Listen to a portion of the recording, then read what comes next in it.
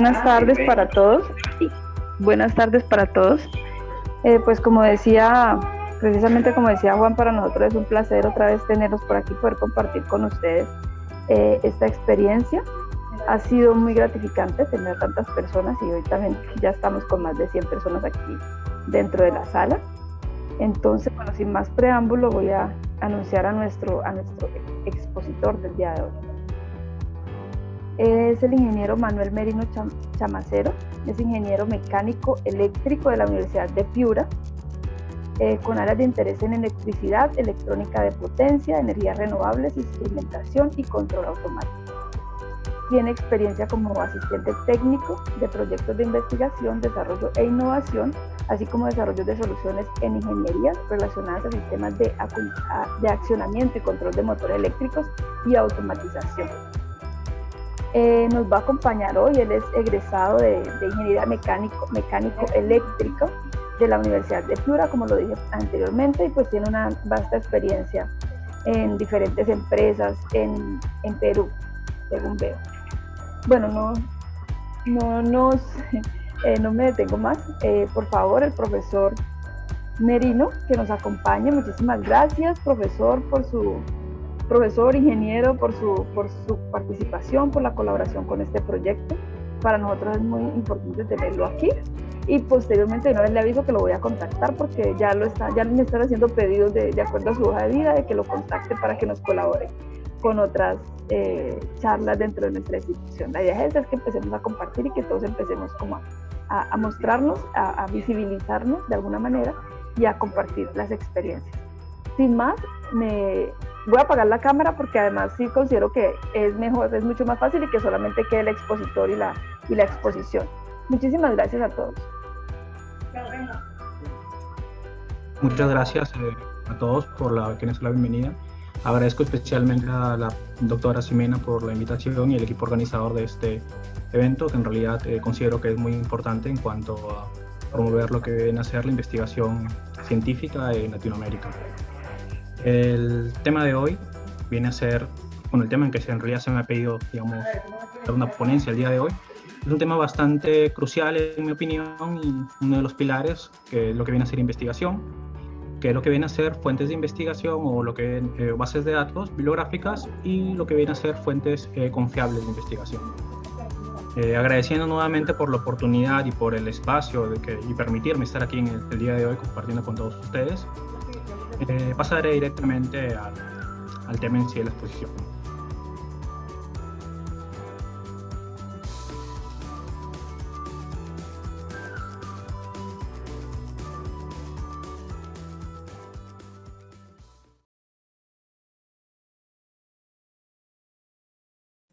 Ingeniero, su audio creo que se apagó.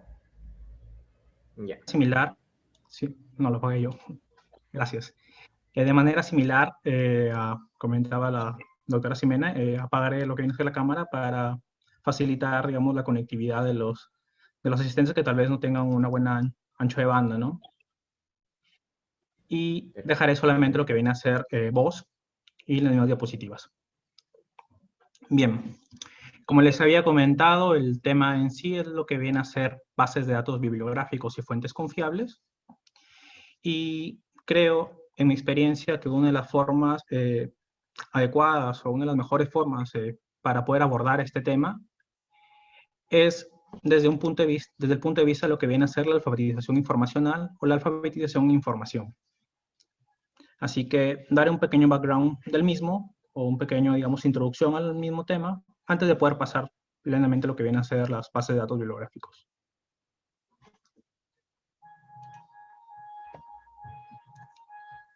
Bien. La alfabetización en información.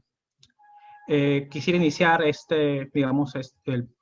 con introducirlos a este nuevo concepto. En realidad es un concepto que ya cualquier persona que haya trabajado en investigación, como alguno de los presentes, ya debe dominar.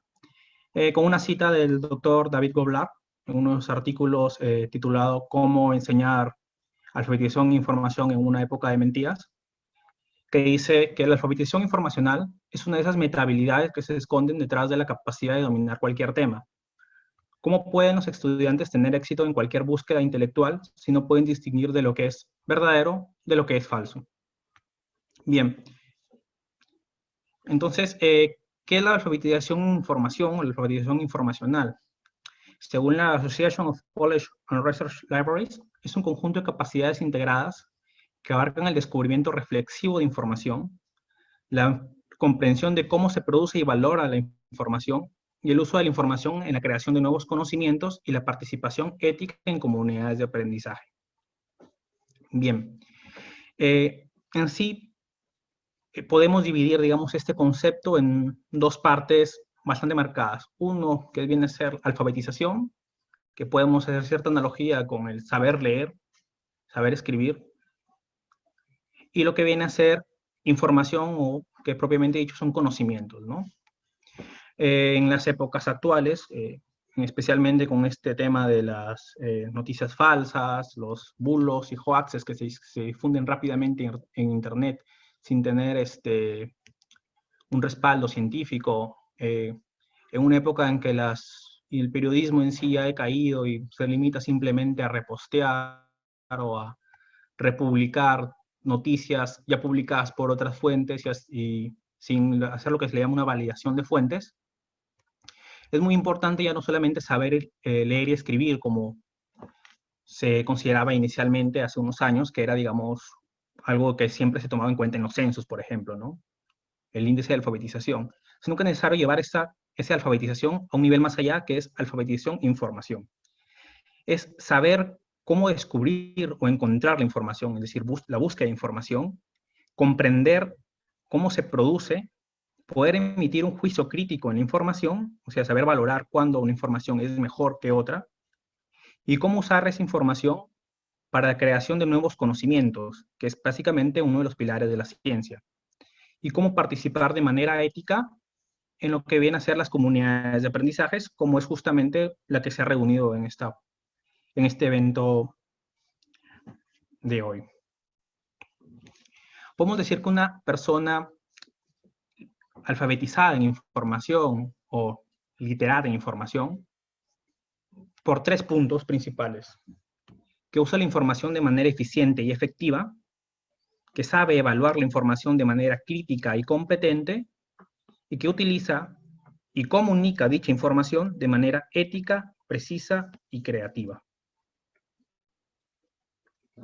Entonces, en el proceso de lo que llamamos realizar investigación o de conseguir información, sea cual sea el tipo, ya sea, como les comenté, para tal vez publicar algún paper, realizar una tesis, publicar una noticia, o cualquier actividad que tenga que ver con información propiamente dicha, podemos distinguir 5 pasos, a mi parecer, que son cruciales en el manejo de esa información, que son: el primer paso, identificar; un segundo paso, buscar; tercero, evaluar; cuarto, organizar; y 5, comunicar. Bien, entonces veamos el primer paso. El primer paso es el que se le conoce como identificar la información, el qué y el por qué. Es un paso bastante lógico porque en realidad nadie puede realizar una búsqueda, no podemos empezar a acceder, digamos, a bases de datos bibliográficos, no podemos acceder, digamos, a journals, no podemos acceder a colecciones de libros, si no sabemos exactamente qué estamos buscando. Entonces este primer paso comprende lo que es. Viene a ser el cuándo y el por qué se necesita la información y qué tipo de información estamos buscando. Es decir, es un paso previo y crucial porque nos permite saber qué vamos a buscar y para qué o por qué lo estamos buscando dicha información. Es un paso que por lo general se omite, pero que es una buena práctica, por así decirlo, realizarlo de manera explícita, no solamente, ok, voy a buscar X información, sino exactamente qué voy a buscar, para qué o por qué me está sirviendo esa información que voy a buscar. El segundo paso, que ya viene a ser un poco el tema donde entran de verdad la base de datos bibliográficos, es el dónde buscar. Una vez una persona, un investigador, un estudiante universitario, lo que sea, ya tiene identificado claramente el qué y el por qué de lo que va a buscar, tiene que saber acceder a las fuentes de información adecuadas. Entonces, aquí viene el concepto de fuentes confiables o la fiabilidad de las fuentes y lo que vienen a ser los repositorios bibliográficos. ¿Dónde buscar entonces, digamos, para el tema de lo que viene a ser investigación científica? Es un tema que en realidad se los dicen muchas veces los profesores, supongo, cuando están realizando monografías, ensayos, tesis. No podemos acceder directamente a algún buscador, como puede ser Google, y elegir los primeros resultados que nos salgan al realizar una búsqueda en el mismo. Tenemos que acceder entonces a unas bases de datos bibliográficos, a bibliotecas virtuales incluso, las revistas científicas, journals, que coleccionan o publican lo que vienen a ser artículos científicos como papers, los review papers, short communications, casos de estudio y similares, repositorios de tesis y disertaciones, ya sea de pregrado o posgrado, plataformas virtuales, libros. Por lo general, todas las universidades poseen cierta suscripción a ciertas revistas, ciertos journals, ciertas bases de datos bibliográficos, y siempre es bueno consultar con el bibliotecario la lista de suscripciones disponibles, ¿no? Para saber a cuáles podemos acceder y a cuáles no. Esto desde un punto de vista que la mayoría de bases de datos bibliográficos están, digamos, tienen un cierto nivel de restricción en el acceso, en el cual solamente podemos a lo mucho llegar a leer el abstract y tal vez obviamente el autor, el título y fecha de publicación, pero no podemos acceder al artículo completo. Para poder acceder al artículo completo, por lo general, se requiere el pago de una cierta tarifa a la editorial para poder acceder al artículo que estamos buscando, pero por lo general las universidades, instituciones de investigación ya tienen ciertas suscripciones que le permiten acceder a estos catálogos de manera libre. Bien, ahora veamos lo que viene a ser la pirámide de confiabilidad. Explicaba que estas fuentes, o las fuentes de información, son bastante variadas. Puedo encontrar información tanto en Google, en Wikipedia, en alguna página de monografías, algún blog, algún journal, algún libro. Es importante eso saber discernir o saber evaluar o saber poder establecer un juicio crítico de la fiabilidad de las fuentes. Entonces pongamos esto en la pirámide de confiabilidad, que es lo que hace es simplemente ordenar las fuentes de acuerdo a su nivel de fiabilidad o confianza que se le puede dar. En el top o en la cúspide de la pirámide están los artículos científicos y publicaciones revisadas por pares. Ejemplo de eso son los artículos de conferencias, los artículos de revistas indexadas, por ejemplo Nature, y similares. Su confiabilidad es alta debido al mismo proceso de revisión por pares que tal vez podrán o lo van a estudiar o lo van a explicar mejor en alguna de las ponencias que siguen en los próximos días, en lo que viene a ser publicación científica. Pero básicamente la publicación por pares es que decir que especialistas técnicos de otras instituciones revisan el trabajo, revisan la aseveración y la rigidez científica con la que se ha realizado un cierto estudio para poder aceptar la publicación y difusión, obviamente, de un artículo determinado.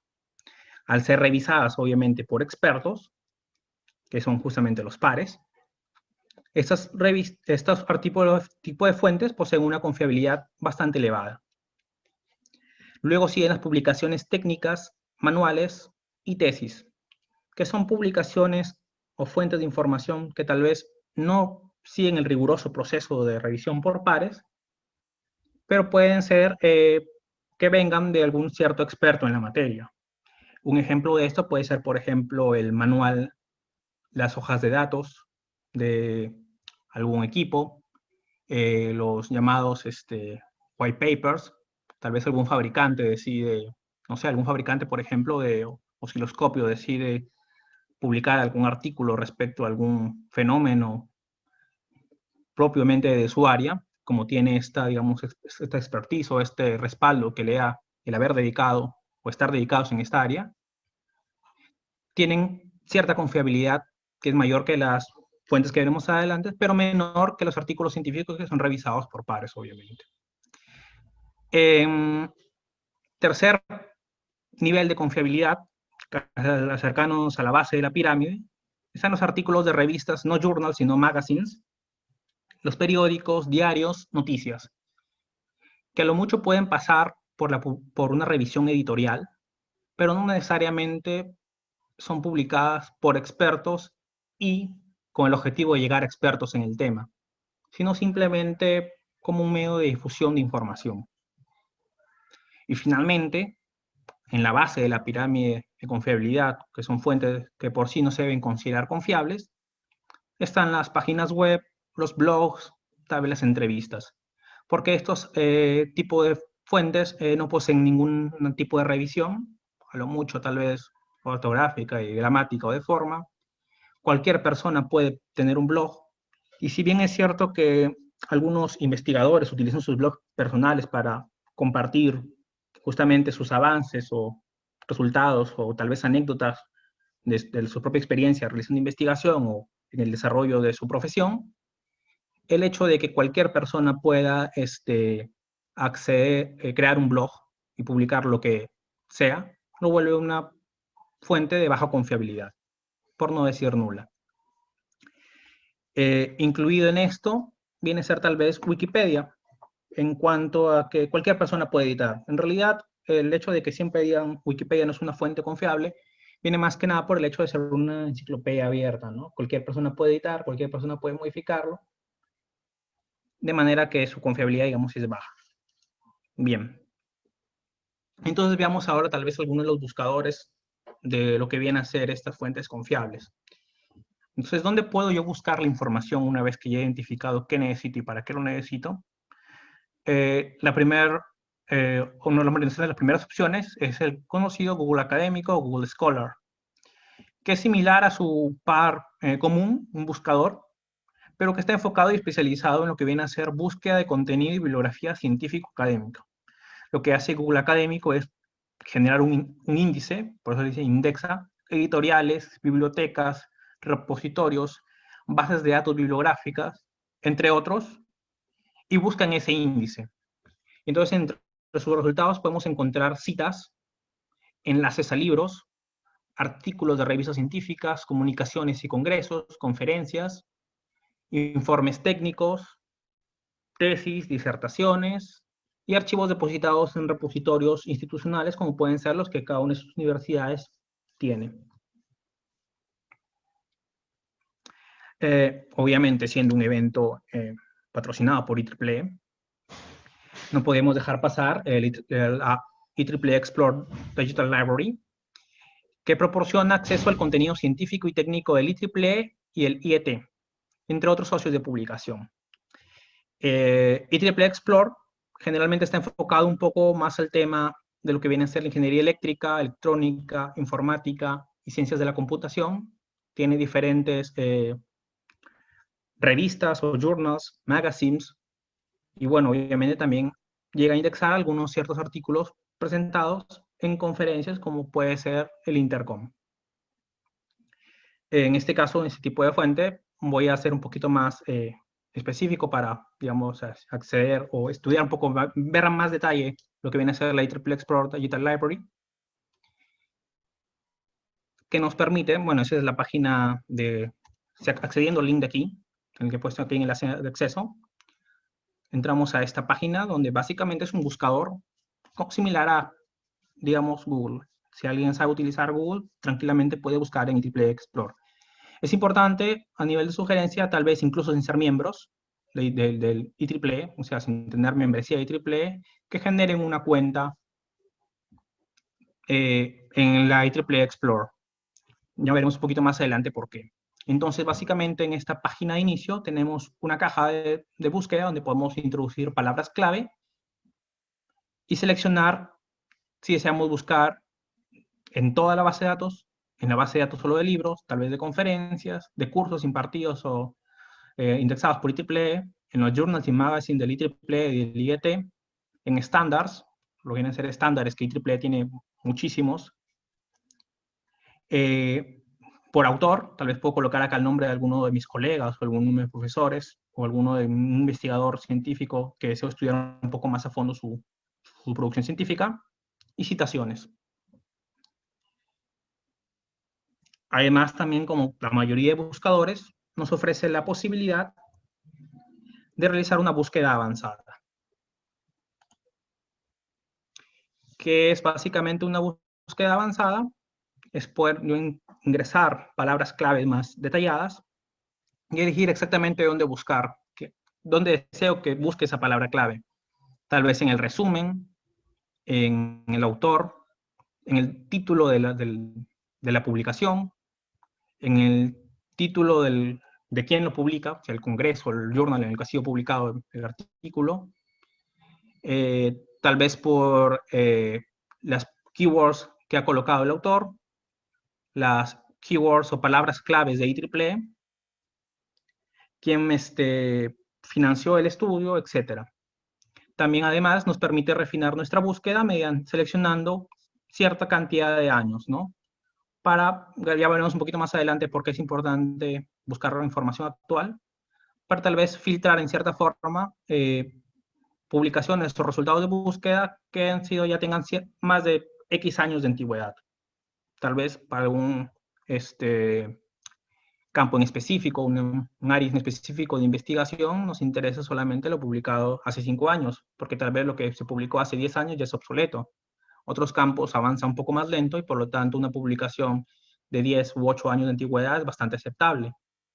Otros que tan solo en 3 años, porque es un tema bastante investigado que está sacando cada rato publicaciones y resultados, después de 3 años ya tal vez los resultados o las publicaciones ya quedan obsoletas. Entonces, justamente este refinamiento o filtrado por fecha de publicación nos da control sobre eso. Este es un ejemplo de un artículo encontrado tal vez en la IEEE Explore. Podemos ver acá el título, Smart Energy Metering and Power Theft Control Using Arduino and GCM. Los autores, un momento, voy a poner, ya, cuántas citaciones tiene, o sea, cuántas personas o cuántos artículos citan este paper o este artículo, cuántas veces lo han visto, en total, o sea, como documento completo, el abstract o resumen del artículo que estoy viendo para saber exactamente de qué va, una estructura del documento o el artículo, en dónde fue publicado, en este caso es un artículo de una conferencia de 2017, acá está justamente la fecha de la conferencia, un identificador digital único, quienes publican o quien respaldó la conferencia fue IEEE, información ya que viene a ser en cuanto a bibliografía o para indexación en bibliotecas. Esto viene a ser dónde fue la conferencia, esto fue en India. Adicionalmente, se me permite tal vez generar una alerta aquí. Les comentaba que es importante que ustedes puedan tener una cuenta, así no tengan membresía de IEEE en la IEEE Explore Library, o tal vez también en Google Scholar o en cualquier buscador o base de datos científicas que te permita tener cuentas, porque generalmente todos, el 90-95% de estos buscadores permiten generar alertas. Es decir, yo puedo realizar una búsqueda en algunos términos específicos, tengo una lista de resultados, tal vez ninguno me conviene o tal vez ninguno me interesa. Disculpen un momento.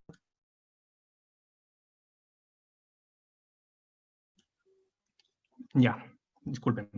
Bien, les comentaba, la alerta me permite que me llegue a mi correo, o el correo a su cuenta, un aviso cuando nuevas publicaciones relacionadas a esas palabras claves se publican, en el caso que yo la genere aquí mismo dentro del artículo, cuando este artículo nuevamente citado se publican artículos relacionados y similares. Bien. Una base de datos bibliográficos es ScienceDirect de Elsevier, que generalmente lista o indexa publicaciones de acceso libre para su consulta. Está clasificado en lo que viene a ser ciencias físicas e ingeniería, ciencias biológicas, ciencias de la salud, ciencias sociales y humanidades. De manera similar que la IEEE Explore, también permite la generación de cuentas, mediante una generación de una cuenta de Elsevier, y la generación de alertas para que se nos avise cuando se publican nuevas publicaciones relacionadas a un tema en específico o un área en específico.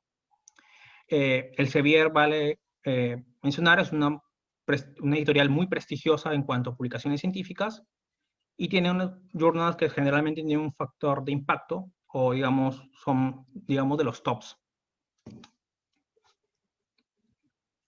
Si bien es cierto lo anterior, veamos aquí, por ejemplo, en este caso, puedo yo tratar de obtener el PDF si tengo acceso institucional o si es de libre acceso, o en todo caso tendría que pagar un cierto, digamos, monto o tarifa para poder acceder a este artículo. Science Direct tiene artículos, digamos, de acceso libre, otros que no están tal vez de acceso libre. Open Access es un término que quiere decir acceso libre o acceso abierto. En este caso, este tipo de publicaciones o este tipo de forma de publicación no requiere que los lectores, los usuarios, paguen una tarifa o estén suscritos directamente a uno de estos journals para poder acceder a los artículos que son publicados justamente así en esta modalidad de Open Access. El Open Access Thesis and Dissertations Repository es un repositorio para tesis y disertaciones de posgrado, principalmente, o sea, maestría y doctorado, como ya comenté, es acceso abierto, y publicadas en todo el mundo. Generalmente lista de bastantes colegios, universidades e instituciones relacionadas a investigación. Dice ahí, por ejemplo, que ya tiene más de 5 millones de tesis y disertaciones. Por lo tanto, tal vez puede ser un buen punto o buena fuente o punto de partida para una investigación, ¿no? Especialmente porque no requiere el pago de, digamos, una tarifa para poder acceder a estos artículos. De manera similar, si este es un repositorio de lo que viene a ser tesis y disertaciones, no son específicamente artículos científicos, no están publicados en revistas, no están publicados en conferencias. El DOAJ, el Directory of Open Access Journals, indexa y proporciona obviamente acceso libre a revistas o journals de acceso abierto que cumplen obviamente con esta modalidad de revisión que les comentaba cuando les explicaba la pirámide de confiabilidad, que son revisadas por pares.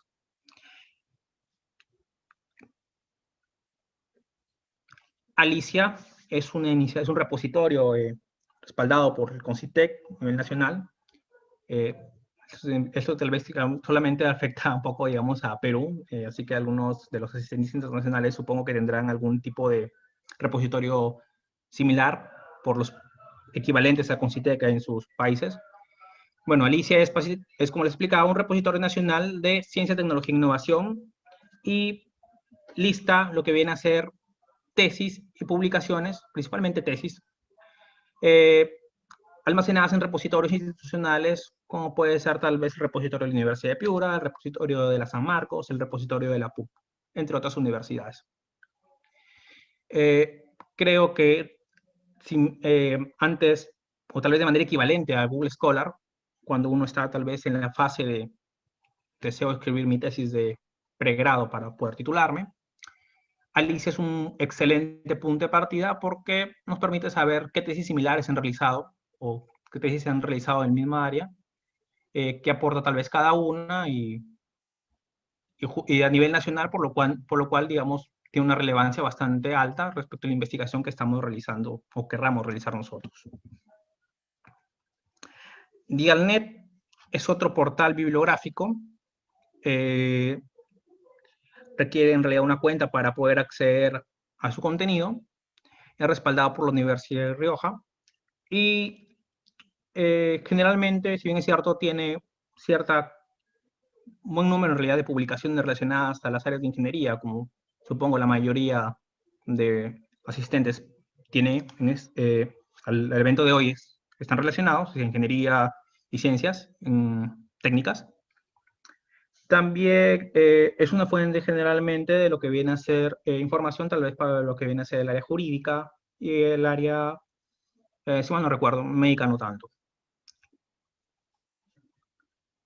Cielo, que es una librería electrónica científica, de manera similar a lo que viene a ser digamos, Alicia y Dialnet, proporciona una colección de revistas científicas de diferentes países que son parte de esa iniciativa Cielo. Perú es uno de ellos. Contiene diferentes tipos de filtros de búsqueda para obtener información precisa de lo que se busca.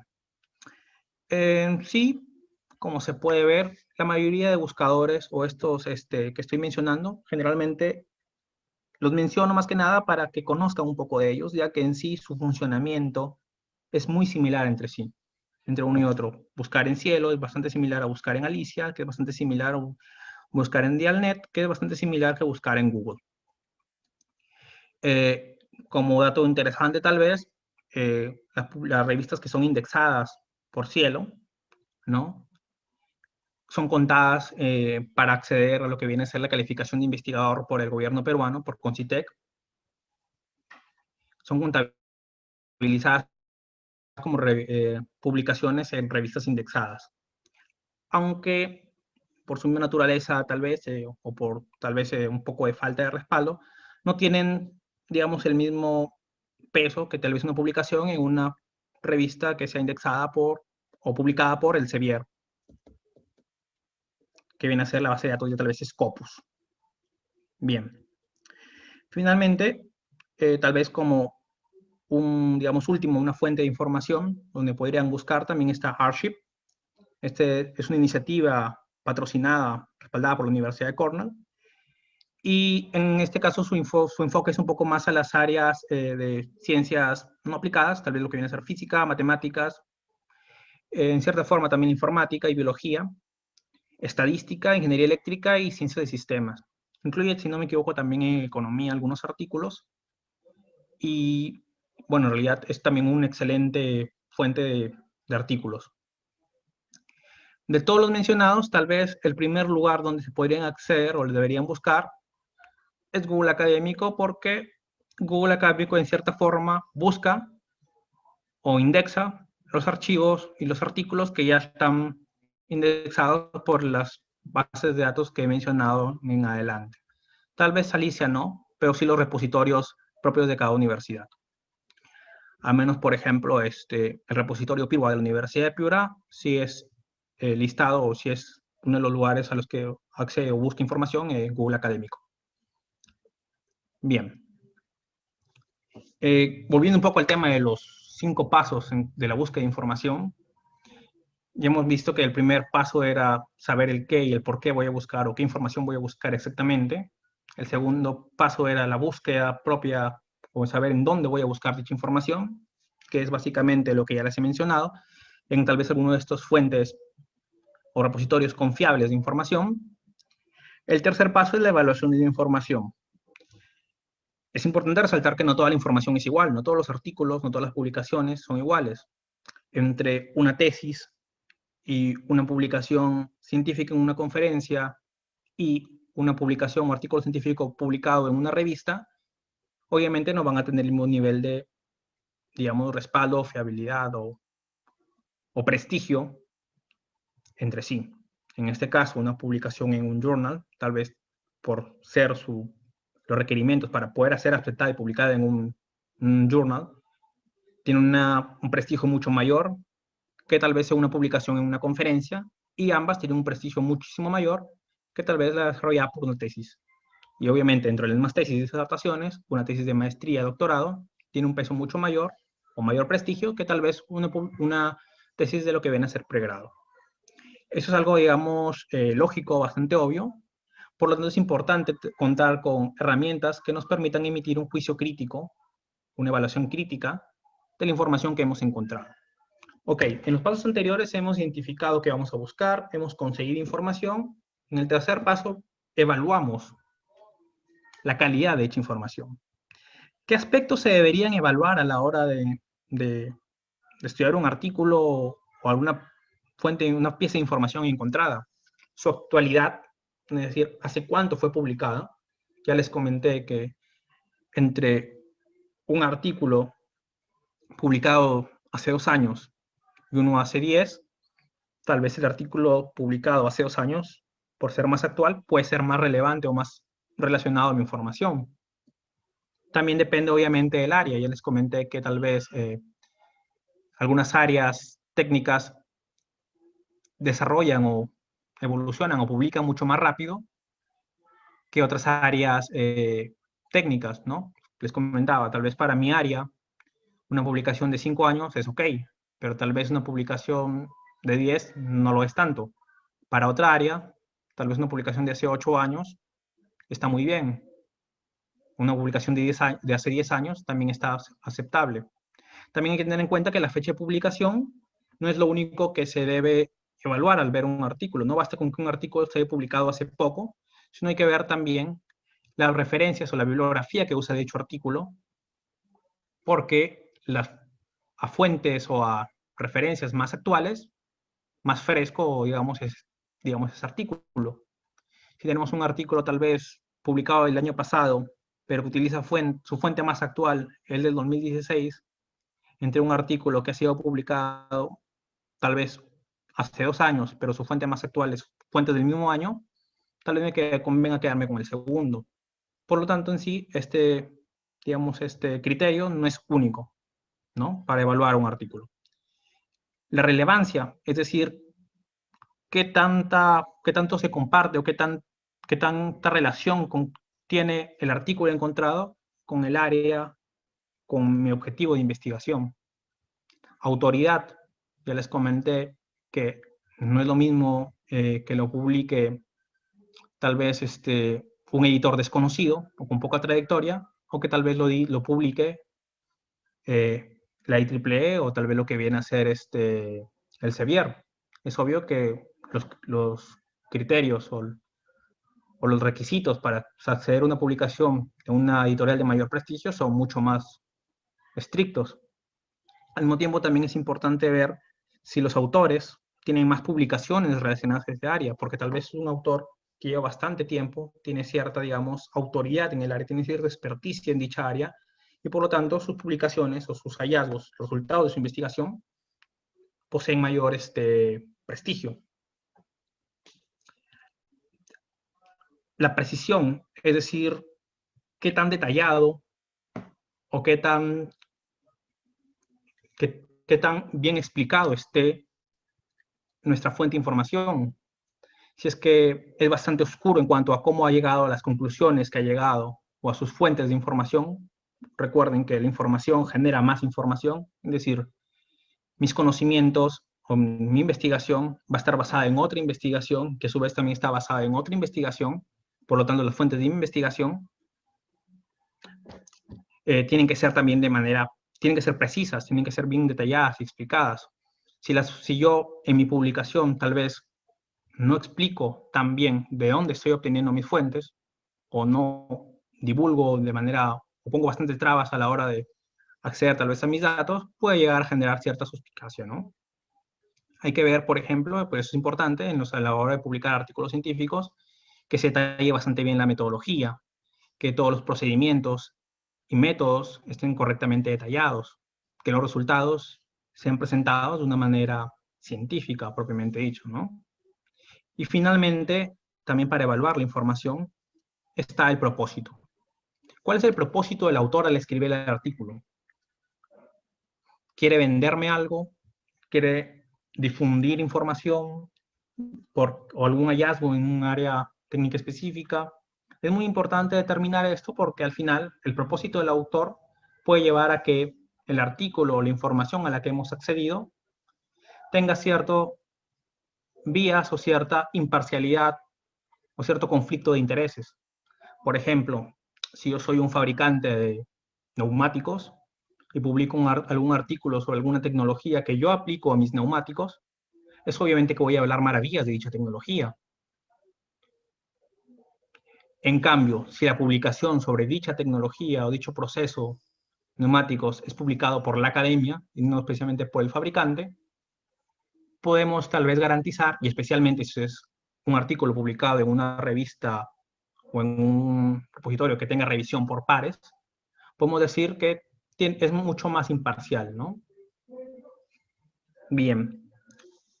Finalmente, como paso previo al final, como paso 4, viene lo que viene a ser la organización de la información. La información organizada nos lleva a tener mayor eficiencia y mejores resultados. Recuerdan que cuando yo explicaba esto de aquí, un artículo científico, en este caso, tiene ciertos datos.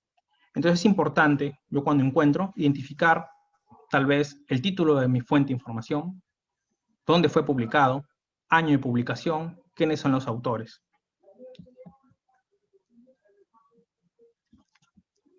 ¿Por qué? Nos permitirá al final, tal vez, poder comunicar, que es el paso 5, de una manera más ética nuestra información. Es importante saber quién dijo, dónde lo dijo y cuándo lo dijo qué. Una aseveración, un resultado que yo voy a citar o voy a utilizar en mi investigación, tiene que ser fácilmente encontrable o fácilmente rastreable. Tengo que saber, como les digo, quién es el autor de dicha aseveración, quién es el autor de dicho estudio, cuándo fue realizado dicho estudio y en dónde fue publicado, en dónde fue realizado dicho estudio. Tal vez, no sé, un estudio de sistemas hídricos realizado tal vez en Europa no tenga tanta relevancia para un estudio relacionado en Perú o similares. Por lo tanto, es importante identificar no solo el quién, sino el cuándo, sino también el dónde. Pero como pueden ver, eventualmente, especialmente cuando tal vez realicen tesis, la cantidad de información que llegan ustedes a encontrar se puede volver bastante abrumadora. Hace tiempo era bastante difícil poder llevar registro de esto. Por eso surgieron al final también, digamos, estos estilos de citaciones. Es una de las soluciones que buscaban dar, ¿no? Ayudar a gestionar la información, ayudar a identificar la información. Y bueno, ¿no? Ahora gracias a la tecnología también disponemos de lo que vienen a ser gestores de bibliografía. Que, si bien es cierto, son una herramienta, poder descartar unas, quedarnos con otras, y también eventualmente referenciarlas correctamente,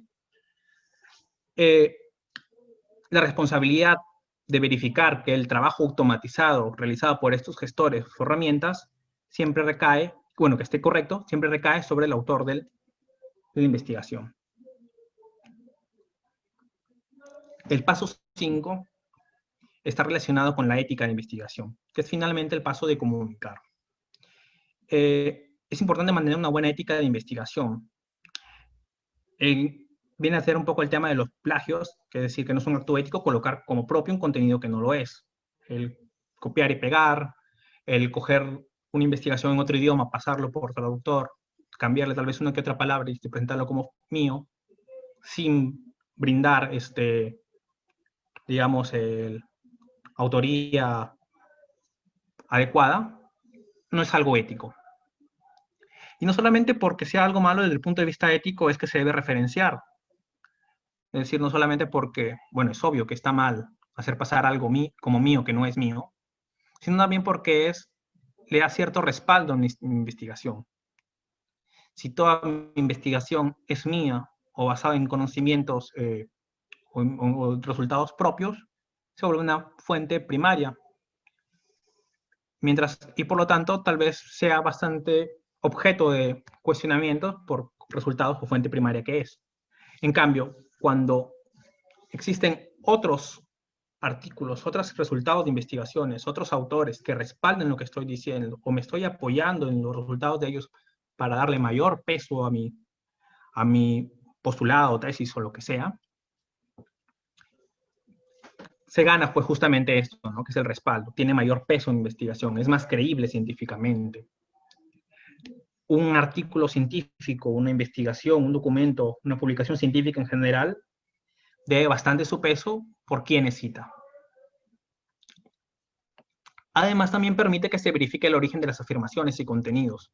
Un lector, tal vez, por poner un ejemplo nuevamente, yo cito cierta información o cierto resultado publicado hace 3 años por un autor X, el lector tal vez le interesa conocer más de esa información porque corresponde con sus intereses particulares de investigación, porque simplemente le interesa, o por cualquier otro motivo que pueda tener. Entonces, el comunicar de manera efectiva de dónde estoy obteniendo yo la información, quién lo dijo y dónde fue publicado, permite que los lectores pues accedan más fácilmente a estas fuentes, ¿no? Y le permite entonces ampliar sobre el tema desarrollado y poder el lector emitir un juicio crítico. Recuerden que el objetivo de la ciencia no es convencer a los otros solamente o decirles estos resultados son así porque a mí me dieron así, sino que ellos lleguen a las mismas conclusiones basados en las mismas evidencias que tú has seguido. Para comunicar de manera ética la autoría de la información utilizada, utilizamos las referencias bibliográficas o los estilos de citas. ¿Qué permiten las referencias bibliográficas? Identificar la publicación o una parte de la misma y saber exactamente dónde conseguir información, cómo acceder a ella nuevamente. Como tal, existen muchos formatos de referencia bibliográfica, ¿no? Entre los más usados son las famosas normas APA, las normas o el estilo IEEE, Chicago y MLA.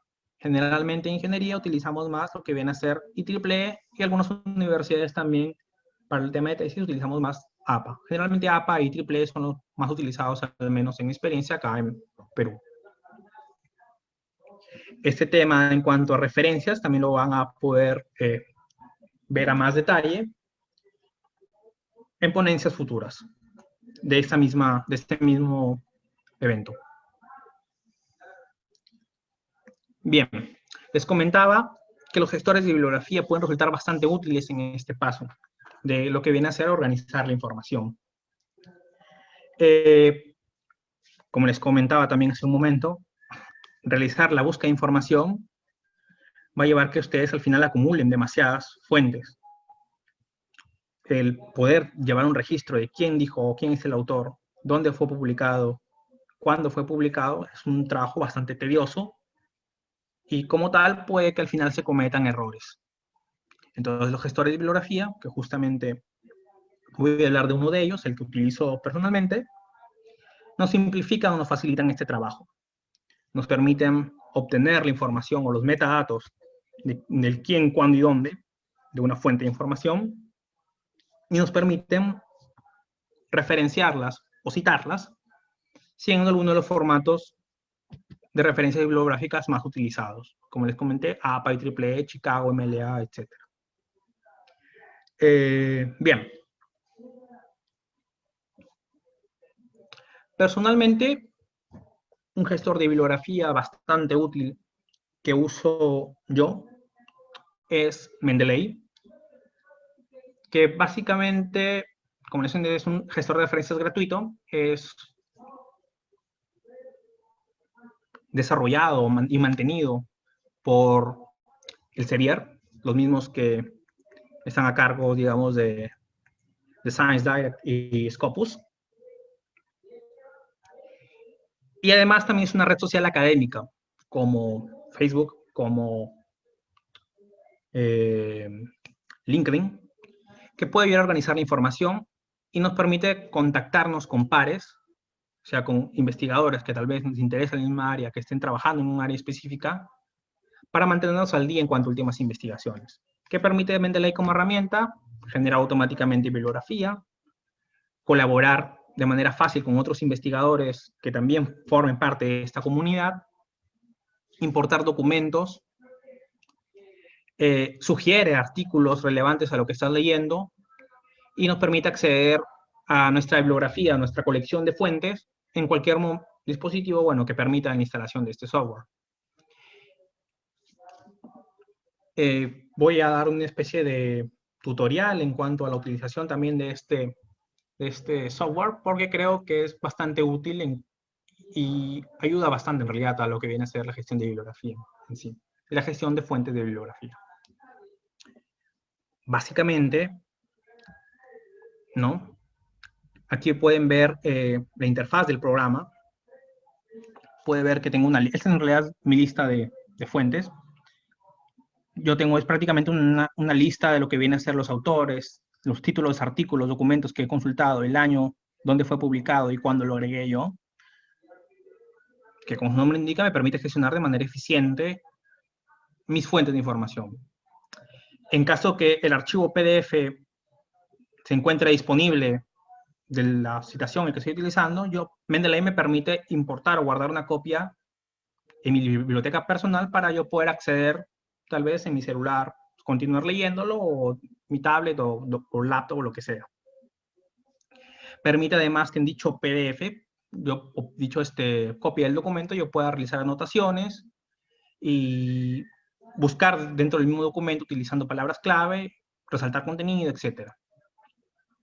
Adicionalmente, otra de las características de Mendeley es que permite generar referencias con el formato adecuado y, bueno, de acuerdo a lo que yo elija, puedo utilizar IEEE, APA, Chicago, etcétera, como les mencioné. Mendeley Desktop, que es justamente la herramienta para computadoras y laptops, se descarga de la página que he colocado aquí.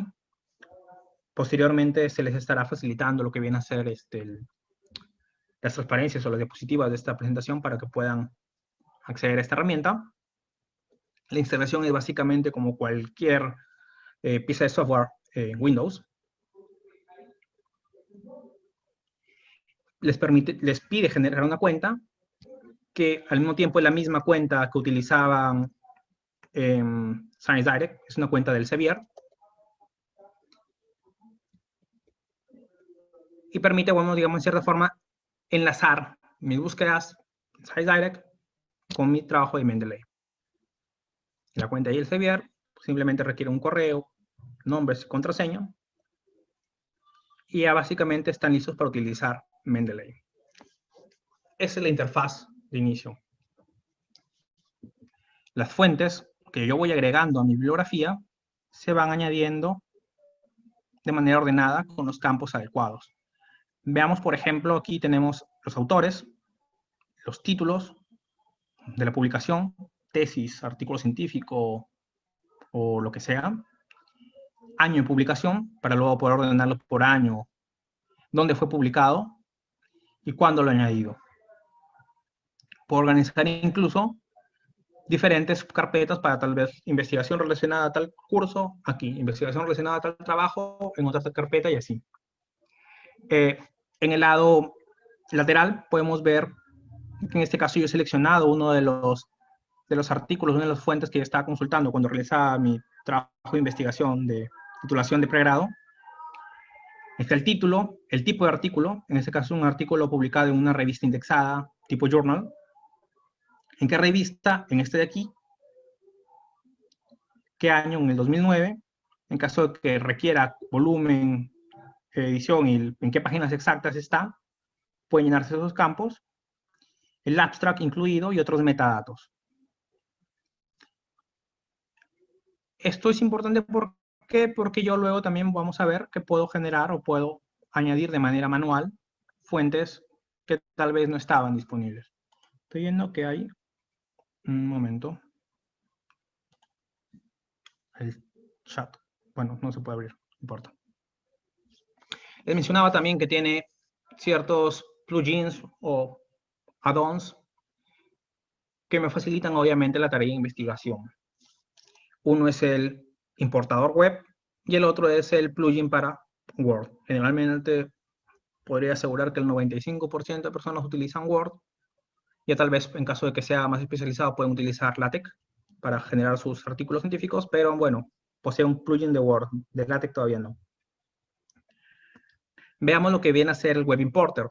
¿Qué me permite el Web Importer? El Web Importer es una extensión de Google Chrome o Firefox, si no me equivoco, también está disponible, que me permite jalar archivos que yo he encontrado en alguna de las fuentes que ya he mencionado antes, Scholar, ScienceDirect y Triple Explore, y todos los metadatos o todos los datos necesarios para poder citar y utilizar dicho fuente de información adecuadamente, almacenarlos y agregarlos a mi lista, a mi bibliografía, o a mis documentos de Mendeley. En este caso, un ejemplo, por ejemplo, que he puesto, estoy poniendo aquí, es publicado en OnePetro, Application Limits for Superman, Martin City and Precipitation, etc. utilizar el Web Importer me permite seleccionar o identifica automáticamente qué artículo estoy leyendo, qué artículo estoy utilizando o estoy accediendo en ese momento. Obtiene sus datos, los lista aquí, me permite descargar el PDF si es de acceso libre o no. Y luego, simplemente realizando una sincronización de librería, se añade a mi lista de aquí. Cuando yo añado a Mendeley, lo que viene a ser artículos, documentos sacados de la web mediante el Web Importer,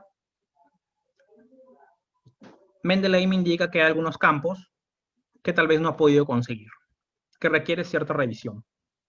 Les comentaba que hay varios campos que se requieren, o metadatos que se requieren de acuerdo al tipo de documento que sea.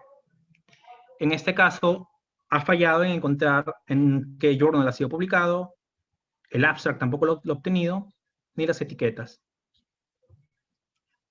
Simplemente seleccionando la opción Buscar, que se encuentra aquí, Mendeley automáticamente, y es una de sus grandes funcionalidades, busca en las bases de datos de otros usuarios o que otras personas han encontrado este artículo y lo tienen completo, y completa automáticamente los datos faltantes.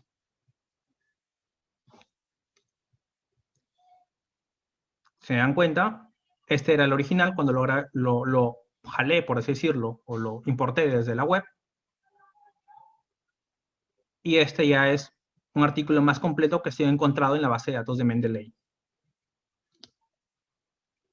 Obviamente, cuando uno está investigando, va añadiendo un u otro artículo a su librería para revisarlo luego, los añade automáticamente en una lista que indica que requieren revisión. Yo puedo acceder a dicha lista y ver todos los documentos que no están completos, por así decirlo, para probar mi suerte buscando si es que ya han sido citados de manera anterior por otros usuarios y completar los metadatos de manera automática. Pues, adicionalmente, Mendeley también en cierta forma es una base de datos, un buscador, mejor dicho, que me permite buscar artículos científicos dentro de la misma aplicación. En este caso he buscado predicción de fatiga en metales. Encontrar esos documentos, yo puedo seleccionar cualquiera, voy viendo también lo que viene a ser abstracts o resúmenes de los documentos, año de estudio, en dónde ha sido, y puedo ir guardando esas referencias. Es en cierta forma una alternativa adicional para buscar información. Adicionalmente, otra de las características que posee es que al seleccionar un artículo, yo puedo ver otros relacionados mediante la opción de recomendación de literatura. Tal vez un artículo, por su contenido, por su autor o su tema en específico, me parece muy interesante o que tal vez pueda enriquecer mucho más mi investigación y deseo obtener más fuentes similares. Mendeley ya de por sí trata de conseguir artículos relacionados a mi artículo de interés y lo sugiere para que también lo revisemos y lo añadamos a nuestra bibliografía. Adicionalmente, esto es bastante útil para los que nos gusta guardar papers y publicaciones en carpetas para ir ordenándolas. Podemos añadir archivos PDF o carpetas directamente para que Mendeley, digamos, haga un barrido de esas carpetas de manera periódica y cualquier nuevo PDF que añadimos a esa carpeta lo añada a nuestra biblioteca y en caso pueda obtener los metadatos de autor y publicación, etcétera, los incluya. En caso de que como gestor de bibliografía al mismo tiempo, ¿no? Puede que alguna publicación o alguna fuente de información no esté disponible en las fuentes típicas científicas, es decir, en repositorios, journals y similares, yo puedo añadir una entrada manualmente. En este caso, puedo seleccionar, funciona de manera similar a la herramienta de Word para añadir referencias, ¿no? Selecciono qué tipo de artículo es, tal vez es un artículo publicado por, no sé, gestión, que puede ser una fuente válida, citable en mi tesis tal vez, porque mencionan tal vez algún dato específico de productividad, no sé, Yo puedo buscar qué tipo de artículo es, añadir su título, autores, etcétera, de manera manual, para tener de manera integrada todas mis fuentes de información. Les comenté también que este software, una de sus ventajas es que permite automatizar el tema de gestión de referencias. Yo puedo seleccionar qué tipo de estilo o citación voy a utilizar. En este caso, está seleccionado el formato APA de sexta edición. Puedo tal vez utilizar de alguna revista en específico, como la Bioresource Technology. Ten en cuenta que algunos journals ponen ciertos estilos de citaciones propios, ¿no? Nature es otra revista que también tiene su estilo propio de citación, que son básicamente basados en IEEE o en APA o Chicago, con algunas modificaciones adicionales. Puedo usar tal vez el mismo formato IEEE, entre otros. Entonces yo puedo seleccionar en qué estilo de citación voy a utilizar o quiero añadir mis referencias. El otro herramienta, en realidad, que viene con Mendeley, uno era el Web Importer, que me permite, a la medida que voy buscando en Internet, jalar archivos a mi biblioteca. El otro es el plugin de Word, que me permite añadir las citas en el texto. Mi librería, que es esta de aquí, a medida que voy ya pasando la fase de redacción de mi documento, de mi tesis, mi artículo científico, voy a requerir insertar lo que viene a ser citas, ¿no? Entonces yo puedo simplemente insertar citas, buscar por palabras claves en mi librería, y de manera automática se va añadiendo en forma bueno, cita y referencia al final, ¿no? Esto me permite, uno, garantizar que todas mis citas estén en la lista de referencias, todas mis fuentes estén en la lista de referencias, y que se siga de un estilo adecuado. Obviamente, como herramienta automatizada, no está al 100% libre de fallos, y queda obviamente en responsabilidad del autor, en responsabilidad de ustedes, evaluar que esté correctamente generada su lista de citas, su lista de referencias. Simplemente es una herramienta que nos ayuda o nos quita un poco el tedio de trabajar de manera manual esto de aquí. Podemos añadir tal vez, para que cite una página específica, añadir prefijos y sufijos que tal vez tengan que ver en cuanto a algún formato de citación específico. Me permite también eliminar el autor. Tal vez, por ejemplo, cuando yo deseo mencionar a los autores en mi misma redacción, eso ya lo verán también en la ponencia, supongo, de citaciones, entre otras opciones. Podemos ver de manera rápida, por ejemplo, esta es mi biblioteca. Como se puede ver, los artículos que están disponibles en PDF, ¿no? Yo puedo acceder a ellos. Puedo realizar anotaciones aquí, resaltar, digamos, información que es bastante importante a la hora de, digamos, de estar realizando investigación, añadir notas, etcétera. La información que estoy, digamos, con mis fuentes, puedo ver sus metadatos de manera correcta aquí en el lado lateral de la aplicación. La opción de búsqueda de literatura, ¿no? De manera similar me permite luego añadir a mi lista de referencias. Y el tema de citar en Word, que básicamente insertar las citaciones. Vamos a buscar tal vez. Ok. Lo añado automáticamente y finalmente insertar la bibliografía en el formato que decido, que en este caso es el APA. Puedo cambiar IEEE, puedo cambiar IEEE de manera automática sin tener que estar lidiando, digamos, con los pormenores de cambiar de un estilo a otro, que sí me ha pasado antes, ¿no? Puedo incluir más de alguna fuente.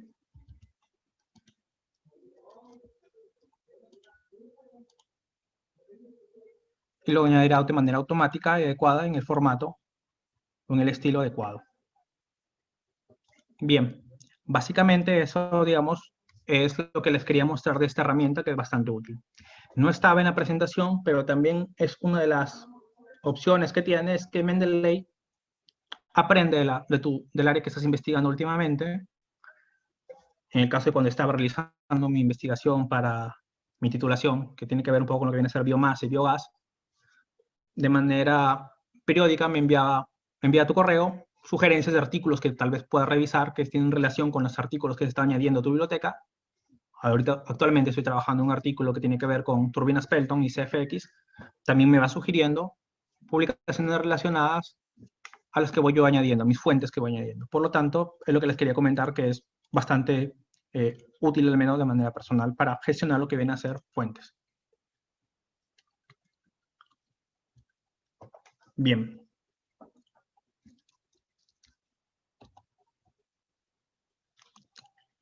Y básicamente, esa es la presentación que tenía preparada para el día de hoy, relacionada principalmente a lo que viene a ser las fuentes confiables, cómo buscar información, lo que viene a ser en sí mismo la alfabetización informacional, que creo que es uno de los pilares de la investigación. Se ha dado también ciertos ejemplos de algunas fuentes de datos, de bases de datos bibliográficas, donde pueden ustedes empezar a realizar investigación, donde pueden ir consiguiendo fuentes de información. Y finalmente he cerrado presentando un poco lo que viene a ser esta herramienta de Mendeley, que me permite trabajar principalmente con los pasos 4 y 5 de la búsqueda de información, que es organizar información y comunicar y referenciar de manera ética mis fuentes de información. En caso tengan alguna duda, estoy atento a resolver las mismas. Perfecto. Diego, pues primero que todo, muchísimas gracias por tu presentación. Muy interesante. Espero que haya sido de su Es un tema que agrado. me parece, sí, totalmente. Es un tema que siempre me ha parecido muy interesante, que lo hemos trabajado y que hemos hecho como un esfuerzo también aquí en la universidad, porque los estudiantes entiendan la importancia de buscar información confiable. Nosotros acá, pues creo que a nivel mundial se le llama a la información que tú colocas como esa información que no es confiable, de la que no nos podemos confiar tanto. Normalmente le decimos literatura gris. La literatura Correcto. que definitivamente nadie la ha avalado, no hay como ese consenso, que es lo que se esperaría en esperar. Entonces, para mí me parece también que los estudiantes y en general todos entendamos, y como les había dicho, como hemos estado repitiendo, es muy importante que no sea esto como un proceso de iluminación, sino un proceso de interacción, un proceso como más de creación y mucho más dinámico.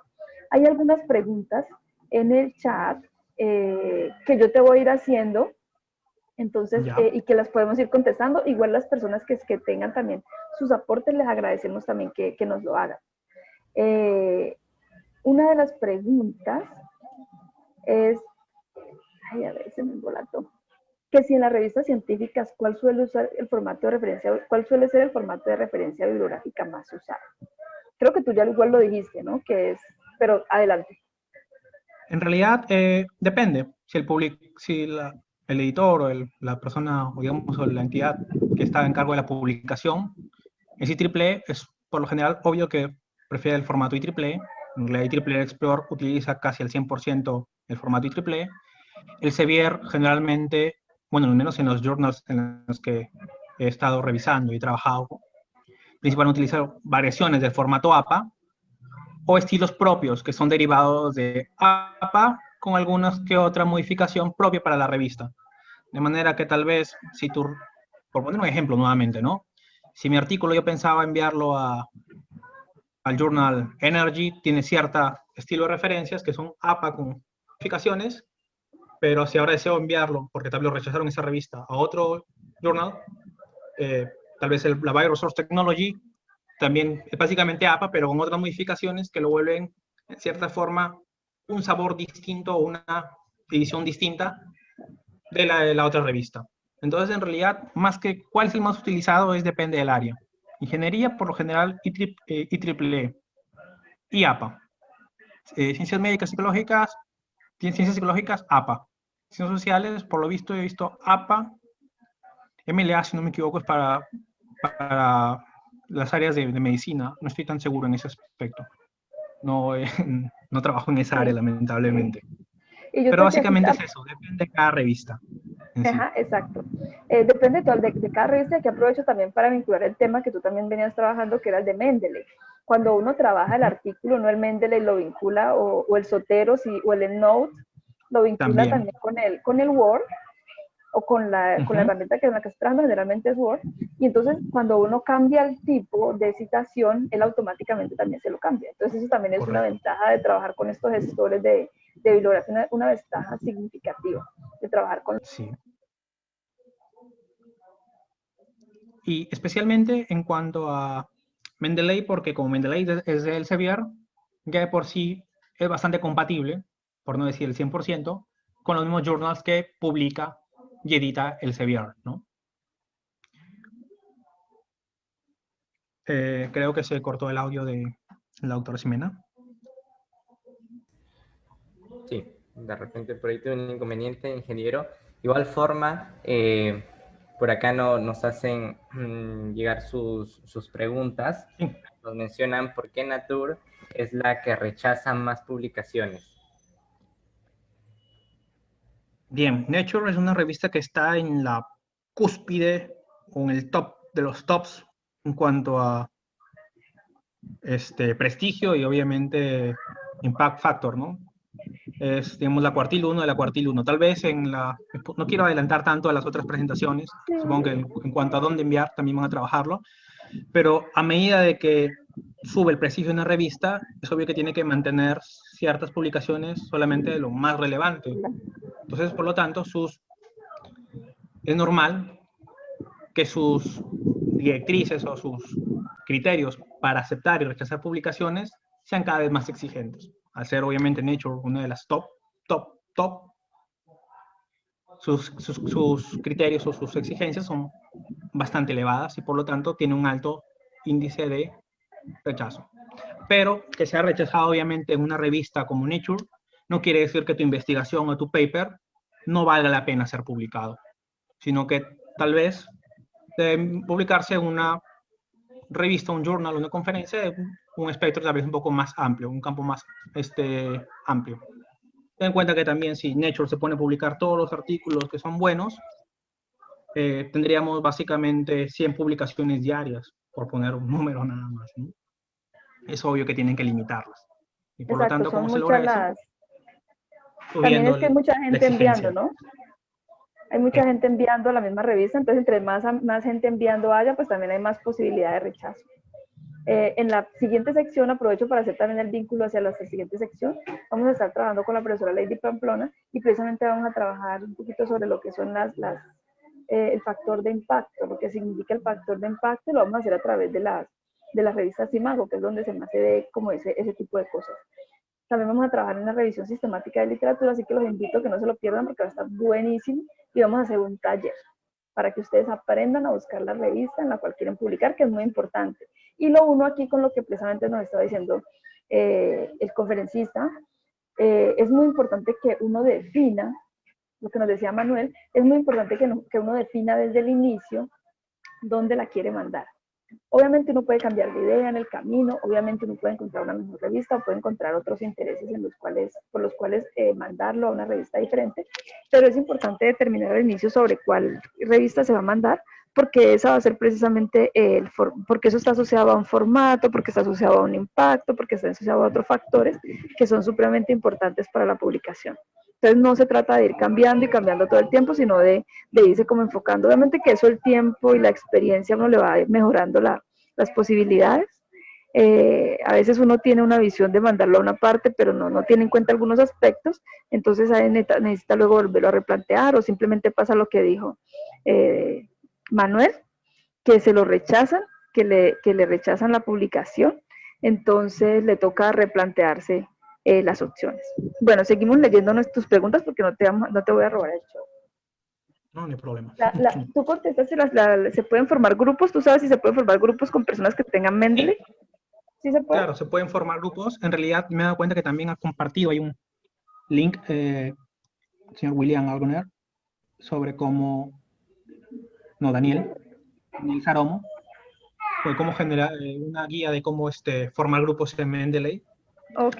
Sí, ya después de que uno sepa que se puede. Generalmente cuando en trabajos semestrales de universidad, justamente cómo se reparte en cierta forma, luego unir todo. Mendeley facilita mediante la creación de grupos. Puedes compartir obviamente también tu biblioteca. Y sí, puedes también generar subcarpetas o subbibliotecas. Eso nos Por poner contesta así la otra ejemplos, pregunta. para un paper que estoy trabajando ahorita, esto tal vez para mi tesis, esto tal vez para mi trabajo de mi curso Capstone. Sí, sí es posible. La otra pregunta es, alguien dice, tengo un libro en físico, pero no lo encuentro en PDF. ¿Cómo puedo ingresarlo a Mendeley para referenciarlo o qué otra solución tengo? ¿Tú qué solución Bien, usas? ese sí lo expliqué, pero igual voy a hacer una nueva explicación. Generalmente, Mendeley permite añadir lo que viene a ser entradas manuales. La primera opción es añadirlo como archivo, si en caso lo tengas como PDF. En caso no lo tenga como PDF, puedo ingresar la fuente de manera manual. Selecciono en este caso qué es un libro, una sección del libro, etcétera. Título, autores, año, páginas. Automáticamente, como no cambio el tipo de fuente, se actualizan los campos que considera que son necesarios, ¿no? Una sugerencia es que ingreses al menos el título y el autor, porque luego es bastante probable que, por ejemplo, utilizando la opción de buscar de Mendeley, automáticamente ese libro ya haya sido utilizado. Generalmente, si es un libro que tú vas a citar, es obvio que tiene cierto respaldo, el autor ya ha sido utilizado, es tal vez un libro perteneciente a la bibliografía de algún curso, etcétera, ya está disponible en la biblioteca o en la base de datos de Mendeley, de manera que ingresando título y autor, incluso si gustas el año o la edición, utilizando la opción de búsqueda, automáticamente el resto de campos se llenarían de manera, automática, ¿no? Y marcarlo como correcto. En caso de que no lo esté, yo puedo editar el mismo archivo y buscar tal vez en Amazon o en alguna tienda de libros o alguna biblioteca los datos que necesito para seguir llenando estos campos. De acuerdo al estilo de bibliografía, puede que unos campos u otros dejen de ser necesarios. Así que también es bueno no solamente dejarle a Mendeley que automáticamente gestione mi estilo bibliográfico, sino también aprender qué datos necesito para citar un libro en IEEE, qué datos necesito para citar un libro en formato APA, porque al final esos datos son los que yo al menos debo colocar aquí en Mendeley para que genere la cita de manera correcta. Perfecto. Ahí nada más para aclarar un momentito, en el formulario que están llenando se les solicita también, es opcional, una foto para generarles el credencial. Este credencial es una imagen donde va la foto formal que ustedes suben y se indica que son parte del Programa Latinoamericano de Investigación. Esto forma parte para que ustedes lo publiquen en sus redes profesionales y sociales. Muchas gracias. Le doy el pase, doctora. Acá hay otra pregunta, Manuel, sorry. ¿Por qué a la base de datos Cielo y DOAC no se les dice indexadas si no tienen factor de impacto? Como las otras bases de datos como Scopus o Web Science, que sí tienen factor de producción y citas, o sea, se les mide. ¿Sí entendiste la pregunta? Sí. Bien. Esto es debido a que quien asigna el factor de impacto es por así decirlo, una empresa encargada de esto. En este caso puede ser Scopus, que es del CEBIAR, o puede ser, Cimabo, obviamente, que es del CEBIAR, sí, o puede ser Clarivate para Web of Science, ¿no? Si la revista es indexada tal vez por Cielo, pero no está reconocida por Cimabo o Clarivate, ¿no? No va a tener un factor de impacto porque ellos son los que calculan dicho factor de impacto. Es más, el factor de impacto de Cimabo es diferente del factor de impacto de Clarivate. Entonces, son, digamos, un poco conceptos distintos. Una cosa es que tenga un factor de impacto asignado porque están indexados por estas dos principales indexadoras, y otra cosa es que esté indexada y listada y añadida por Cielo o de OAJ o similares. Claro. Y vamos a ver si por acá tenemos otra observación. Oh. Ok, entonces, bueno. ¿Algún otro participante? Pues creo que no tenemos más preguntas. Si tienen más preguntas, por favor, colocarlas en el chat. O algún otro participante quiere hablar, puede levantar la mano, creo, y si les asigna, si alguno quiere hablar, se les asigna, se les abre el micrófono. ¿Alguno quiere hacer alguna observación?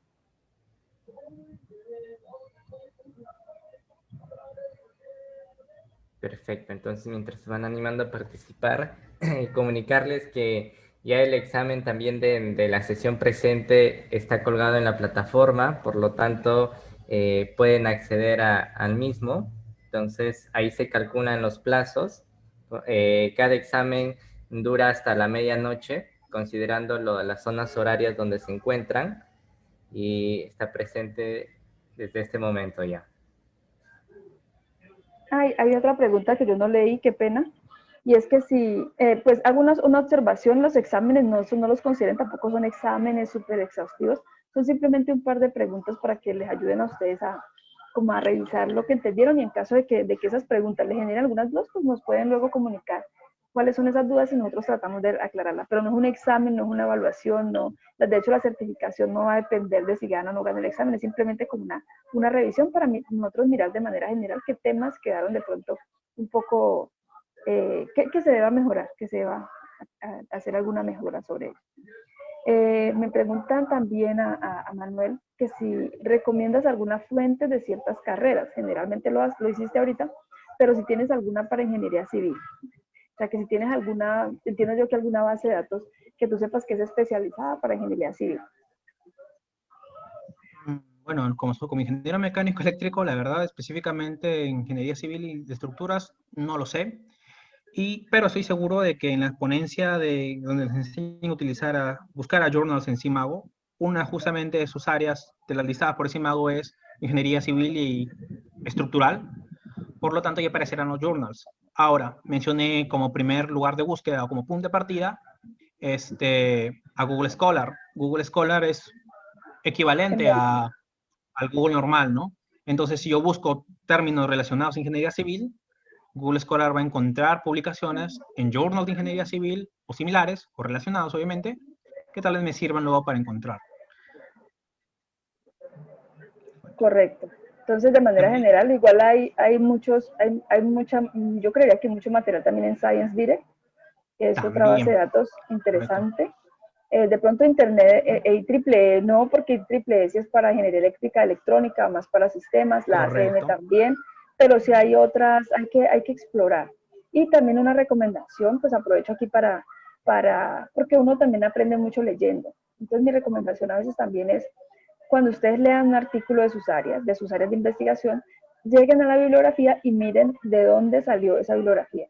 La bibliografía a veces viene de artículos escritos para conferencias, a veces se presentó en la conferencia, la 5ª conferencia latinoamericana de ingeniería civil, no sé, cualquier cosa.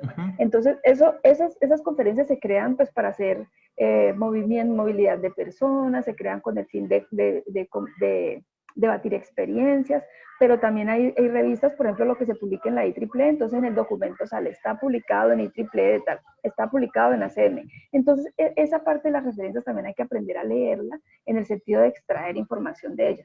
O sea, eso te va a decir cuáles son las conferencias top, por ejemplo, dónde la gente está, a qué conferencia está yendo, qué conferencia la gente está visitando, cuáles son las journals en donde se está escribiendo información y cuáles son también las bases de datos donde la gente está publicando. Entonces, a veces una buena manera para encontrar, por ejemplo, si yo quiero publicar en una revista, es también reflejarme en dónde la gente está publicando y empezar a conocer esas revistas, irlas a visitar. De pronto los eventos, hay que hacerle seguimiento, porque generalmente son periódicos, entonces está el primero, el segundo, entonces cuando uno ya se da cuenta que este evento ha sido periódico, pues hay que mirar cuándo es la siguiente conferencia para poder participar y alistarse con tiempo para los deadlines y poder mandar. Pero cuando uno ya sabe que una revista, por ejemplo, tiene el campo de ingeniería civil o ingeniería de materiales o matemáticas o el campo en el que uno quiere publicar, entonces también empezarla a seguir. Ahorita las redes sociales nos ayudan mucho con eso, hay que revisar.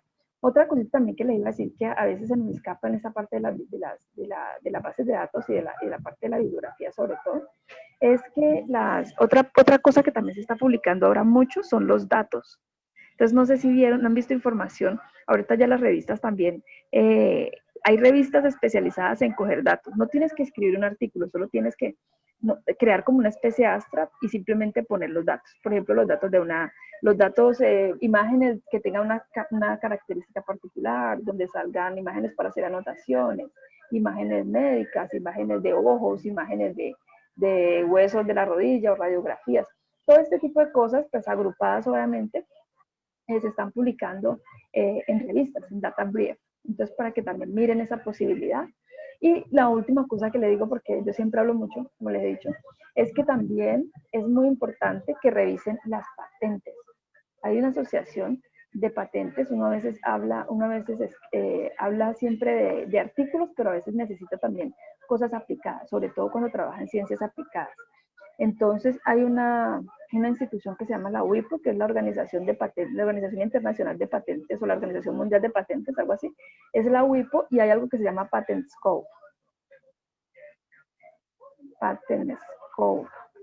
Esos dos elementos son muy importantes, entonces ahí les ayuda, por ejemplo, a buscar las patentes que existen y es muy útil cuando uno está haciendo investigación aplicada, porque le ayuda a uno a entender dónde se está generando desarrollo, donde se están generando desarrollos aplicados. Entonces usted, por ejemplo, quiere crear algo de Internet de las cosas, entonces usted va y mira qué cercano a lo que usted está haciendo se ha desarrollado en Internet de las cosas. Con dos visiones, ¿no? La primera es, por ejemplo, si usted va a publicar, es enterarse qué hay para poderlo citar. Y la segunda, y tal vez la más importante, es si usted va a publicar, es enterarse qué hay, porque de pronto lo que usted tiene en las manos es algo que es patentable y lo que podría hacer es darle la vuelta, no a la publicación, sino darle la vuelta a las acciones que usted está realizando para convertir su producto en una patente. Bueno. Bien, un poco también para mencionar lo que sí, comentabas. Sí, Mendeley también dispone de un buscador de bases de datos, especialmente ahorita con el boom de los temas de Machine Learning, Artificial Intelligence y similares, que requieren super bases de datos o datos en bruto para poder aplicarle técnicas, etc. Mendeley dispone de uno. Y adicionalmente, hace poco que inicié, digamos, a modo de proyecto personal, un blog, justamente, primer y único artículo que he llegado a publicar por cuestión de tiempo en ese blog, es una herramienta bastante interesante que me he acordado ahorita porque mencionabas el tema de revisar bibliografía que se cita y relacionada para buscar journals y conferencias, ¿no? Que es Connected Papers. Un momento. ¿Qué es esta herramienta de aquí? En Connected Papers, básicamente, ustedes entran el identificador del paper, el título del paper, la URL, etcétera, del paper que deseo analizar y me genera esta, digamos, base o grafo, ¿no? De los papers que están relacionados y que ha citado y otros que citan entre sí. Me tiene la ventaja de que justamente me da por color, por codificación de color en cuanto a actualidad, y por cercanía va colocando, tiene un algoritmo propio que obviamente no voy a explicar en este momento, los papers relacionados. De manera que este paper, que es el paper original, que es el que está acá, que es el que yo ingresé para generar este grafo, se relaciona con estos de aquí, por ejemplo, ¿no? Que tiene sentido porque, bueno, son el mismo autor, debe ser su misma área de investigación. Pero, por ejemplo, también está relacionado con este de acá, que es más actual, es un trabajo derivado, pero también está basado en este trabajo de acá, y estos de aquí forman un mismo, digamos, un cúmulo porque están relacionados entre sí, y así. Entonces es una manera gráfica y bastante interesante e intuitiva al mismo tiempo, porque incluso también me da esto el tema de la fecha y los datos de los papers, de los abstracts y todo, de analizar la bibliografía, ¿no? Obviamente es importante que se lea el paper en sí, pero esta herramienta te ayuda justamente en la parte final, de analizar las referencias, trabajos relacionados, profundizar o expandir más tu investigación. Bien, eso es justamente lo que quería mencionar de este tema. Claro. Otra pregunta que te hacen es que ¿hay alguna diferencia entre bases de datos, biblioteca digital y repositorio? Bien, por lo general, biblioteca almacena cualquier tipo de medios digitales de información, ¿no? En general, las bibliotecas también tienen su propio repositorio, incluyen los libros, incluyen media, etcétera. La diferencia es que incluso también incluyen lo que viene a ser colecciones de citas y similares.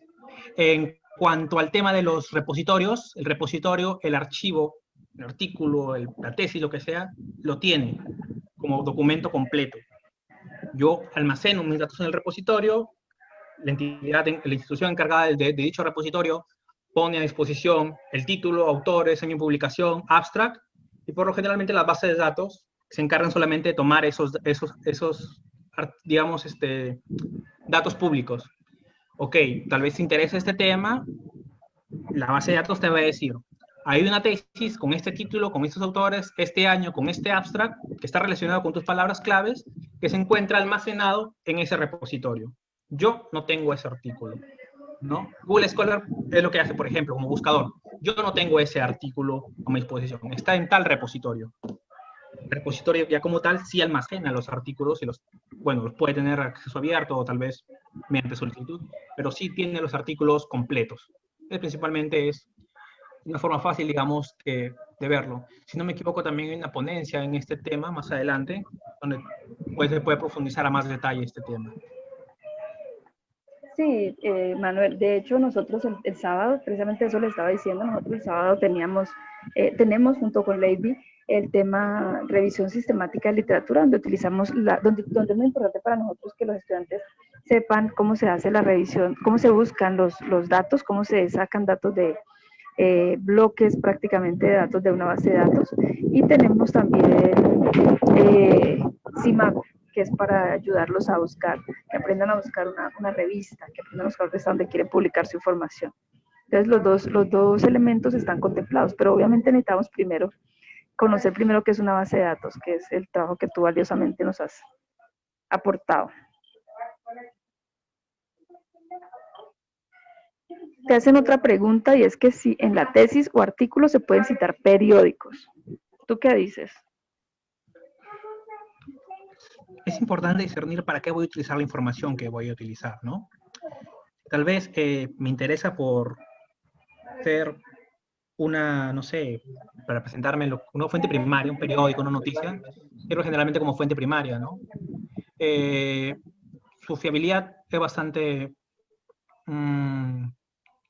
llamámoslo intermedia, tampoco es que sea totalmente mala, depende obviamente del periódico, pero por ejemplo, si yo quiero en mi tesis mencionar el descontento tal vez de una población o la opinión de una población o algo relevante porque es una noticia de que dos, no sé, compañías quebraron, sí puedo referenciar tal vez, por ejemplo, Gestión, un diario local que es acá de Perú, nacional, o algún periódico que tenga cierta prestigio, ¿no?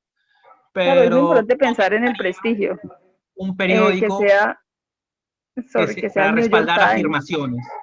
Exacto, que sea el New York Times, que sea un periódico puede ser El País de España, El País o El Tiempo de Colombia, pero no que sea un magazine, una separata, una revistica donde cualquiera publica. O sea, hay que también saber qué tipo. Y lo otro es que yo creo que si van a utilizar un periódico como una fuente de información, no pueden esperar que se los vayan a publicar en Nature. Obviamente no. Pero como mencionas, sí lo podría tal vez mencionarlo porque me permite ver el panorama actual. Pero para respaldar alguna afirmación, alguna aseveración, ¿no?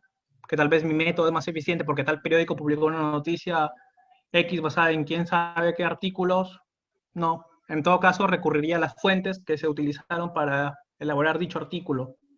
En el caso, por ejemplo, de que el periódico mencione cifras de desempleo, obviamente tiene que ser ese periódico, si es un periódico serio, tener una fuente de esas cifras de desempleo y en todo caso citaría a la fuente de dichas cifras de desempleo o de crecimiento de economía, por poner ejemplos nada más, ¿no? Siempre es bueno tratar de hacer ese seguimiento de fuentes para tratar de ver, digamos, la fuente original. Porque en el camino siempre está abierto a modificaciones, cambios en la hora de interpretar los datos y puedo terminar citando o referenciando algo que la fuente original no tenía nada que ver o que ni siquiera tenía la intención de afirmar, ¿no? Sacando de contexto el autor. Correcto. Y Que a otra veces se cosa es saca de que, contexto. ya se expliqué en la pirámide de confiabilidad, artículos revisados por pares, documentos revisados por pares, bastante confiables. Artículos que solamente a lo mucho habrán sido revisados por un editor. Ten en cuenta que los artículos científicos están escritos por científicos, generalmente, o gente que se dedica a la investigación, con un público objetivo, tiene una intención, dar a conocer su trabajo a otros colegas, gente que está interesada en esa área, que tiene cierto conocimiento técnico. Mientras que un periódico, su público objetivo es un poco más amplio, puede tender a simplificar cosas, puede tender a sacar de contexto algunas cosas. Por lo tanto, depende en realidad de qué está sacando ese periódico para citarlo, ¿no? ¿Cuándo vuelve el vecino?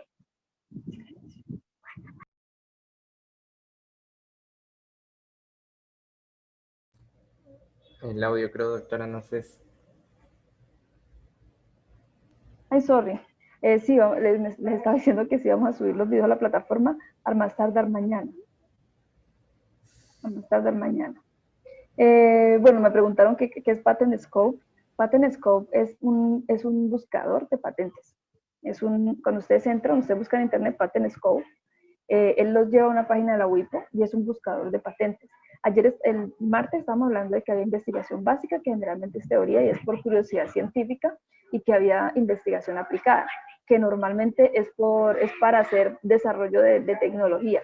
En la investigación aplicada, normalmente uno puede citar, siempre se puede citar una patente, pero en la investigación aplicada, particularmente si ustedes, por ejemplo, están desarrollando un dispositivo de IoT, pueden citar cosas que sean similares. Por ejemplo, yo creo un dispositivo de IoT para el coronavirus y hay unos que hacen algo similar, pero no exactamente igual. Yo lo puedo citar dentro de mi artículo o incluso dentro del sistema que yo esté construyendo, dentro del artículo que esté construyendo, dentro del dispositivo que esté construyendo, porque si me he basado en él o si es un antecedente de lo que yo estoy construyendo, lo puedo citar. Generalmente en los documentos a veces tenemos que citar antecedentes o tenemos que hacer un marco teórico, tenemos que hacer marco referencial, entonces tenemos que citar cosas que hayan pasado antes. Entonces allí es muy importante darnos cuenta y es muy importante saber que las patentes también son opciones, las patentes también son citables y que hay un formato en APA, en todos hay un formato, una forma especial de hacer la citación de patentes. Entonces para eso es Patent Scope.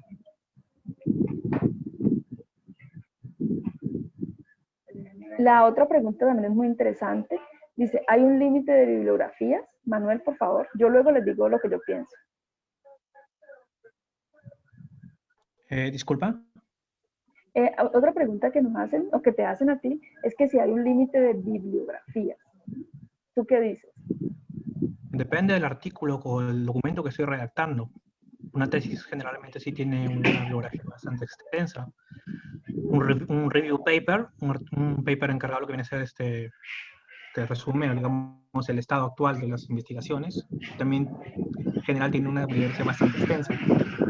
Papers que tal vez sean un poco más puntuales para conferencias o artículos puntuales de revistas, tiene una bibliografía tal vez un poquito más corta, tal vez de 20 referencias, 15 referencias. También depende también de algunas de las revistas. Algunas revistas ponen cierto límite de cantidad de referencias que se pueden añadir, ¿no? Obviamente también por el tema especialmente para conferencias, por el tema del número de páginas, máximo tamaño de hojas, que se tiene que limitar bastante también la bibliografía. Y tengan en cuenta que un paper, por ejemplo, es un documento que por lo general, al menos los de conferencias, son de 4, 6 u 8 hojas. No hay mucha forma de incluir tanta bibliografía en un documento, a diferencia, por ejemplo, de una tesis o una disertación, que estamos hablando al menos aquí de 80, 100, 150 hojas. Entonces, al menos esa es mi opinión, ¿no? Depende bastante del documento. Sí, depende bastante del documento. Generalmente cuando uno lleva un artículo a una revista, cuando uno somete un artículo a una revista, uno lo primero que hace es revisar el formato. Si es una revisión de literatura, por lo general, las revisiones de literatura tienen un número, depende mucho del tipo de documentos, a veces dice máximo o mínimo tantas referencias. Las revisiones de literatura por lo general tienen un mínimo. exigen un mínimo para que realmente se considere una revisión de literatura. A veces es más o menos 50, entre 50 y 80. Pero la misma revista dentro del formato, cuando es una revisión de literatura, lo dice. Por ejemplo, para un trabajo de grado de doctorado, que es para una disertación de una tesis de este nivel, generalmente el número de literatura que se pide es aproximadamente 200. Pueden ser 180, 250, pero es alrededor de 200. Para una tesis de maestría son más o menos 100. Así lo vemos como contemplado acá en Colombia. Y para un trabajo de grado, entre 20 y 30 se pide a veces un poco más. Entonces, a veces se coloca un tope inferior, como para decirle, vean, no me salga con menos de tanto, pero a veces se coloca también un tope superior para que tampoco se extienda tanto la revisión. Entonces, todo también depende mucho de a dónde lo voy a mandar, porque igual si te colocan un tope inferior, por ejemplo, de 20, no quiere decir que vas a mandar 200, porque es un tope, te está saliendo mucho, o sea, te dan un tope inferior, pero pues se espera que esté muy cerca de ese tope, que no te pases mucho de ese tope. Y siempre siempre en el formato es que hay que contemplar el formato, leérselo, lo que se llama las guías de los autores del documento que uno va a postular. Hay que leérselo cuidadosamente y entender exactamente si ellos proponen un número, saber exactamente cuál es. Otra pregunta, bueno, dice, para empezar a realizar mi tesis de pregrado voy a buscar un repositorio de mi universidad. Cielo, Scopus, entre otros, ¿qué tan importantes son las palabras claves y si estas deben ir en inglés para mejorar la búsqueda? Pregunta Adolfo Guanacuni. ¿Tú qué dices? Yo creo que inglés es el idioma principal de la ciencia, por, bueno, obvias razones. Por lo tanto, si no se sabe inglés, se limita bastante a la bibliografía a la que podemos disponer. Pregúntale al papá. Por lo general, yo recomendaría que se incluyan primero palabras, obviamente, o los keywords en palabras clave en inglés, y luego ir revisando también de manera paralela las palabras en español. Siempre, obviamente, es preferible citar artículos que una tesis en sí, porque la tesis obviamente está basada en cierta forma, es un trabajo ya más derivado. Pero creo que sí, esa sería mi respuesta, ¿no? Que es muy importante que las palabras al menos estén claras, o que se acceda al menos la parte de bibliografía que está en inglés. Estados Unidos, Europa, producen bastante su bibliografía en inglés. Español te va a limitar solamente a publicaciones latinoamericanas, ya en todo caso hispanoamericanas, como mucho, ¿no? España tiene buen nivel de publicaciones, pero porque si por lo general los artículos que están disponibles en español, en cierta u otra forma, también están disponibles en inglés, para justamente tener un mayor alcance, ¿por qué limitarse solamente al idioma español cuando el inglés te está dando tanta apertura, ¿no? Y sí, las palabras claves, en todo caso, seleccionar cuáles, obviamente ya está fuera del alcance de esta charla, de este curso, pero es importante aprender a buscar por palabras clave. A la hora que ustedes van leyendo artículos, revisando bibliografía, den cuenta que esos artículos tienen ciertas palabras clave. Esas palabras clave, vayan viendo cuáles son las que se comparten, las que más se mencionan. Ahí. IEEE tiene un thesaurus de palabras clave para, en cierta forma, encajar todas las publicaciones en una determinada área. También es interesante seleccionar esas palabras claves. Pero no solamente debes seleccionar esas, porque si no, tu búsqueda va a ser demasiado general, que no debes ver la parte tanto aplicativa. Correcto. Yo ahí te hago otra, por ejemplo, en Colombia es muy común, y he visto en general en Latinoamérica, es muy común que si el documento está escrito en español, haya un ASTRAP o un resumen, generalmente en inglés, o por ejemplo en Brasil también lo usan. Se coloca el artículo si va en portugués, entonces se coloca también el ASTRAP en inglés y en español. Entonces a veces tenemos estas tres posibilidades, tener las palabras claves en inglés, en español, en portugués, en Francia también lo hacen, si el artículo va en francés, se hace el ASTRAP también en inglés. Entonces, generalmente siempre las palabras en inglés van, o sea, casi que van o van. Entonces, siempre es muy importante determinar, yo creo que es muy importante lo que dijo Manuel en el sentido, determinar realmente cuáles son las palabras clave. De hecho, las personas a nosotros nos dan una capacitación también en Simago, y a nosotros nos dicen los de Simago, use como palabras claves palabras que no estén en el título, porque es una manera como de darle mayores posibilidades al documento. Y lo que dice el profesor Manuel también es muy significativo. Hay que pensar en los tesauros. Los tesauros son como unos ítems ya, no sé cómo decirles, una estructura ya creada con nombres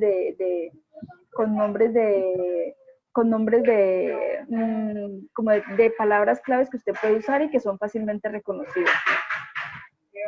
Ahí les escribo tesaurus, les lo escribo. A la pregunta que si hay niveles de importancia de publicaciones, yo no voy a dejar que el profesor Manuel la conteste simplemente porque eso lo vemos el sábado. Los niveles de publicación están asociados a algo que se llama cuartiles y lo vamos a ver el sábado. Entonces no lo podemos contestar desde hoy, le vamos a dejar ahí la ideita plantada. Y nos preguntan algo de Turnitin. Dice, no alcanzo a leer.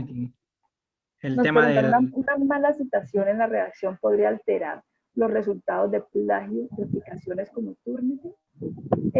Miren, el problema de la mala citación en la redacción, el problema de la mala citación es que si usted, por ejemplo, a mí me pasa mucho que los estudiantes a veces escriben en la bibliografía, escriben en la lista ya de la bibliografía, escriben, por ejemplo, Dinas et al. Y en la bibliografía nunca puede ir un et al. El et al va en el documento cuando hay muchos autores y no los puedes nombrar a todos. Entonces, cuando tú colocas, por ejemplo, un ejemplo, Dinas et al, tú no lo estás citando correctamente. Tú tienes que colocar todos los autores los tienes que listar en la bibliografía. Entonces, ¿qué pasa cuando un autor se da cuenta que por ejemplo, tú, y nos ha pasado, de hecho hace poco me contaron la experiencia, que alguien citó mal, un estudiante citó mal a un autor, el autor se comunicó con la persona, con el correspondiente autor, que es el autor que recibe las correspondencias en caso de que se necesite, y le escribió que por favor modificaran el archivo para que la citación fuera buena, porque esa citación mal colocada no le cuenta al autor. O sea, no corresponde con la realidad, entonces ese autor, ese numerito de la citación, pues no lo va a poder coger. Si lo están citando, si tú lo citaste porque tú de cierta manera estás reconociendo su derecho de autor sobre la obra. Estás reconociendo además que te sirvió la obra que leíste, pero si lo citas mal, o sea, no le estás dando el crédito completo. Entonces lo que el autor reclama en ese caso, y es muy válido, es por favor háganlo de una manera correcta, porque si ustedes no lo hacen de una manera correcta, a mí eso no me cuenta. Y él me cuenta es, a muchos dirán, es la ambición de los citaciones, y es como tener un like en la academia, pero realmente no es solamente eso, es que eso significa también, no solamente que signifique el prestigio, es que cuando tú referencias bien a un autor, también le estás dando el reconocimiento. Entonces, es como si yo le diera el reconocimiento a alguien, pero lo llamara por su apodo. Entonces, o le doy el reconocimiento, si ya su apodo es muy conocido, listo, pero si no es tan reconocido, o si no se lo doy totalmente, entonces queda como esa pullita ahí. Entonces, lo mejor es hacer las cosas y hacerlas bien, obviamente, es la consigna, tratar de hacerlo lo mejor posible, y cuando hablamos de investigación, tenemos que saber que en algún momento vamos a ser nosotros los que vamos a ser reconocidos. Entonces, no nos gustaría que a nosotros cuando nos vayan a reconocer, no nos reconozcan completamente. Entonces, los autores, el principal autor tiene que ser reconocido, pero los otros también. Alguien tenía que quedar de primero, entonces colocar todos los nombres, porque es una forma de reconocimiento. Acá nos hacen otra pregunta que dice, me interesa mucho el mundo de la investigación, ya escogí mi tema, ¿qué tipo de documento me recomienda para empezar? Que si un paper, un artículo científico, no solamente es escoger el tema, es también escoger qué material tú tienes para empezar el artículo. Por ejemplo, si yo te digo, yo quiero hablar sobre economía circular, y yo no tengo nada hecho de economía circular, sino que voy a empezar a hacer una búsqueda de información, entonces yo me debería ir por un artículo de revisión. Y aprovecho también este momento para hacerle una aclaración a alguien que escribió anteriormente que no entendió bien que era un artículo de revisión. También lo vamos a ver el sábado, lo que es un artículo de revisión o una revisión sistemática de literatura, que es una de las formas. Y alguien que preguntó que solamente las revisiones sistemáticas de literatura eran del campo de salud y medicina. Pues ya no más, ya se extendieron a todos los campos. Nosotros de hecho estamos trabajando en este momento en unas revisiones sistemáticas de literatura en campos como Big Data, en campos como Internet de las Cosas, trabajando en Cloud, trabajando en movilidad, o sea, ya se extendieron a todos porque se hace a través de una metodología que se llama Prisma, y esta metodología da para que cualquiera pueda revisar pueda crear una revisión sistemática de literatura. digamos que como para que me entiendan exactamente lo que les estoy hablando, antes se hablaba de un survey. No sé si recuerdan, antes me hacía un survey de tal cosa que era como un conjunto de literatura que uno citaba y que ahorita ya no se habla tanto de survey, sino que se habla mucho más de revisiones sistemáticas de literatura. Y se utiliza una metodología que se llama Prisma. Los invito, pues ya les hemos ido como tirando cositas de lo que vamos a hacer la otra semana. Si tienen tiempito, ir como revisando para que el sábado, con la ayuda de Dios, pues nos rinda bastante este trabajo. Y por favor, Manuel, sigue tu respuesta de lo que dice el Señor, que qué le recomiendas para empezar a investigar. ¿Cuál sería tu recomendación? Justamente lo que yo mencionaba era los y por review favor le articles. aclaras, por favor le aclaras lo que la revisión de sistemática de literatura. Justamente lo que yo personalmente, los review papers, los artículos de revisión, son para mí el punto de partida. El tema en específico, una vez identificado el área técnica específica en la que voy trabajando, los review papers justamente tienen la ventaja de que, bueno, como su nombre indica, son revisiones. Ya por sí, por su forma en cómo están redactados, te presentan incluso los conceptos, qué hicieron otros, qué salió bien, qué falló, etc.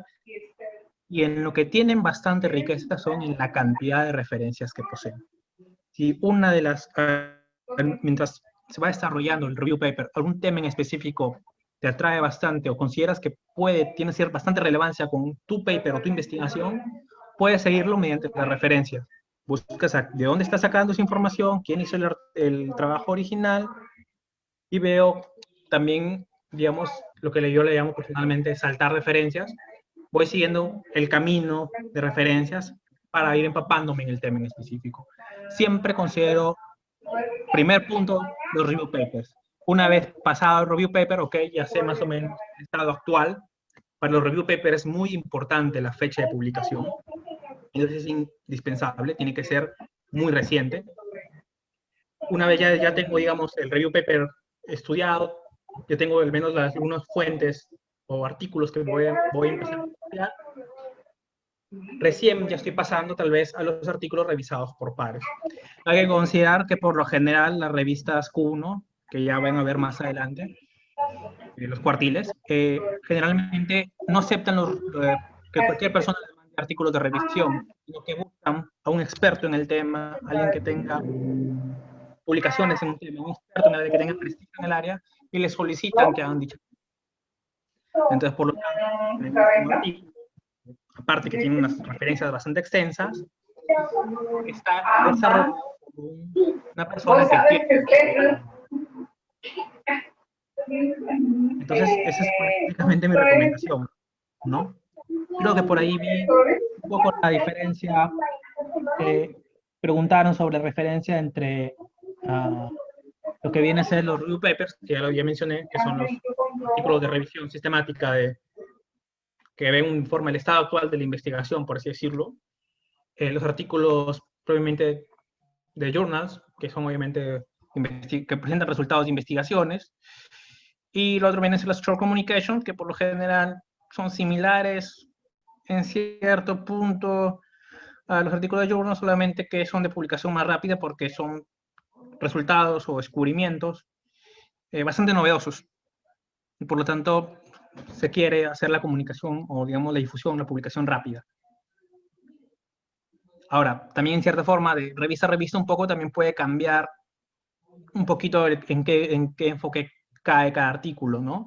Por ejemplo, algunas conferencias incluso consideran conference paper, poster paper, archival paper, y un sinfín de términos adicionales que se van inventando a medida de que se va generándose mayor variedad del tipo de publicaciones.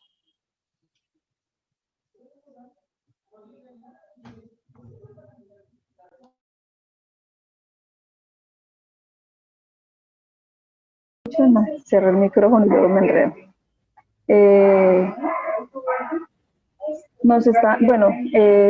Ya se nos está acabando, nos quedan 3 minuticos.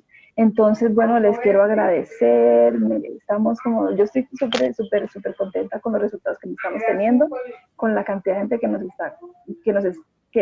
con los que estamos compartiendo, porque no es que nos estén visitando, todos los que estamos compartiendo. Los invito otra vez para la del sábado. Yo sé que es un horario a veces pesado para algunos, pero hagan un esfuerzo porque va a estar muy interesante. Se llama Revisiones Sistemáticas de Literatura. Vamos a utilizar lo de hoy de bibliografía. Vamos a aprender cómo crear esa primera estructura que es bien interesante para todos y vamos a hacer un poquito de reencontrar una revista del Simago. De hecho, los conecto de una vez con la siguiente parte, y es que buscar esa revista, que es la actividad del viernes, es como si ustedes adquirieran un compromiso y dijeran, este es mi objetivo, porque uno tiene que colocarle el futuro también, tiene que colocarse unas metas. Entonces van a buscar, lo que van a buscar el sábado va a ser una revista objetivo, en donde ustedes quieran publicar, y vamos a tratar de enfocar todas nuestras energías y nuestro trabajo, obviamente, nuestro tiempo, el poquito tiempo que podamos dedicar en publicar en esa revista que encontremos. Y vamos a aprender a buscar revistas, vamos a aprender a buscar la revista, no una revista por ahí en donde luego nos digan que no, sino la revista en donde vamos a colocar nuestra expresión y nos van a aceptar el artículo. Bueno, no siendo más, me despido de ustedes, pero los dejo con Juan. Y la foto. Perfecto. Quisiera, disculpa, agradecer bastante la iniciativa del comité organizador, del doctor Adinas, por todo este evento, ¿no? Que considero de que es algo que se debe promover bastante en Latinoamérica en cuanto a la investigación científica, no solamente, digamos, en el afán o la búsqueda de tener artículos publicados, sino porque, en mi opinión, América Latina, con ciencia aplicada, tiene bastante potencial de llegar bastante lejos. Creo que como investigadores, ¿no? El objetivo no sería buscar, publicar o tener muchas publicaciones y muchas citaciones, sino lograr generar un cambio, al menos en las ciencias aplicadas, en nuestras comunidades locales, en nuestros productores, en nuestra industria nacional, ¿no? Y nuevamente, muchísimas gracias por la invitación, bastante feliz por esta oportunidad que se me ha dado y espero de que esta presentación haya sido de su agrado y utilidad. Totalmente, estamos muy agradecidos y sabemos que en todo lado, estamos convencidos de que en todo lado hay gente que está ahí esperando a que la escuchen, que está allí esperando a que se dé la oportunidad. Todos estamos en las mismas, todos queremos hablar, decir cosas y tenemos muchas cosas por compartir. Eso es muy importante para todos, para compartirlo y tener estos espacios tan agradables para todos. Todos estamos muy contentos de compartir. A veces uno como que dice, no me gustaría ir a un evento, a mí me gustaría ir, ¿no? Si me van a invitar cuando acabe la pandemia, yo voy a un evento a Perú, a Paraguay, a Costa Rica, para que uno quisiera ir para todos lados, pero aquí decimos así, la plata no da, ese es nuestro gesto, decimos no, pues es nuestro gesto, el dinero a veces uno puede, pero pues no siempre, además el tiempo, las ocupaciones, pero no, esta es una oportunidad y pues aprovechémosla, vivamos esta transformación como nos ha tocado, vivamos esta transformación digital como nos ha tocado. Espero que estén tomando las fotos porque yo sí estoy aquí, tome fotos. Perfecto. Entonces, no, Manuel, pues, ¿y qué le pasó a su cámara? ¿Cómo no va a salir su cámara? Nos aparece ahí Manuel con la cámara apagada. Por favor. Y Natalia también, que nos aparece con la cámara apagada. A ver, sonrían para la foto, por favor. Eso, pero esperen que nos quedaron unos por fuera porque sonrían otra vez para la foto. Luego tendremos un espacio donde compartiremos las fotos de todos. Ay, no se me salgan, hay unos que ya me están saliendo, ¿por qué me salen? No me salgan. Un total de 170 llegamos a un momento. Qué bien, me alegra mucho. Sí, a pesar de que es un horario en el que a la gente a veces le queda difícil porque todo el mundo tiene sus ocupaciones, pero pues ahí poco a poco, yo sé que vamos a ir aumentando y vamos a ir cambiando y vamos a ir rotando. Y hoy también tenemos bastantes niñas por acá, bastantes mujeres, entonces eso me gusta mucho más. Los hombres no es que me caigan mal, ¿no? Sino que ver mujeres en ingeniería y en investigación me gusta muchísimo. No malinterpreten mis preferencias. Muchas gracias. Bueno, gracias a todos. Por ahí estaremos compartiendo las fotos. ¡Chao!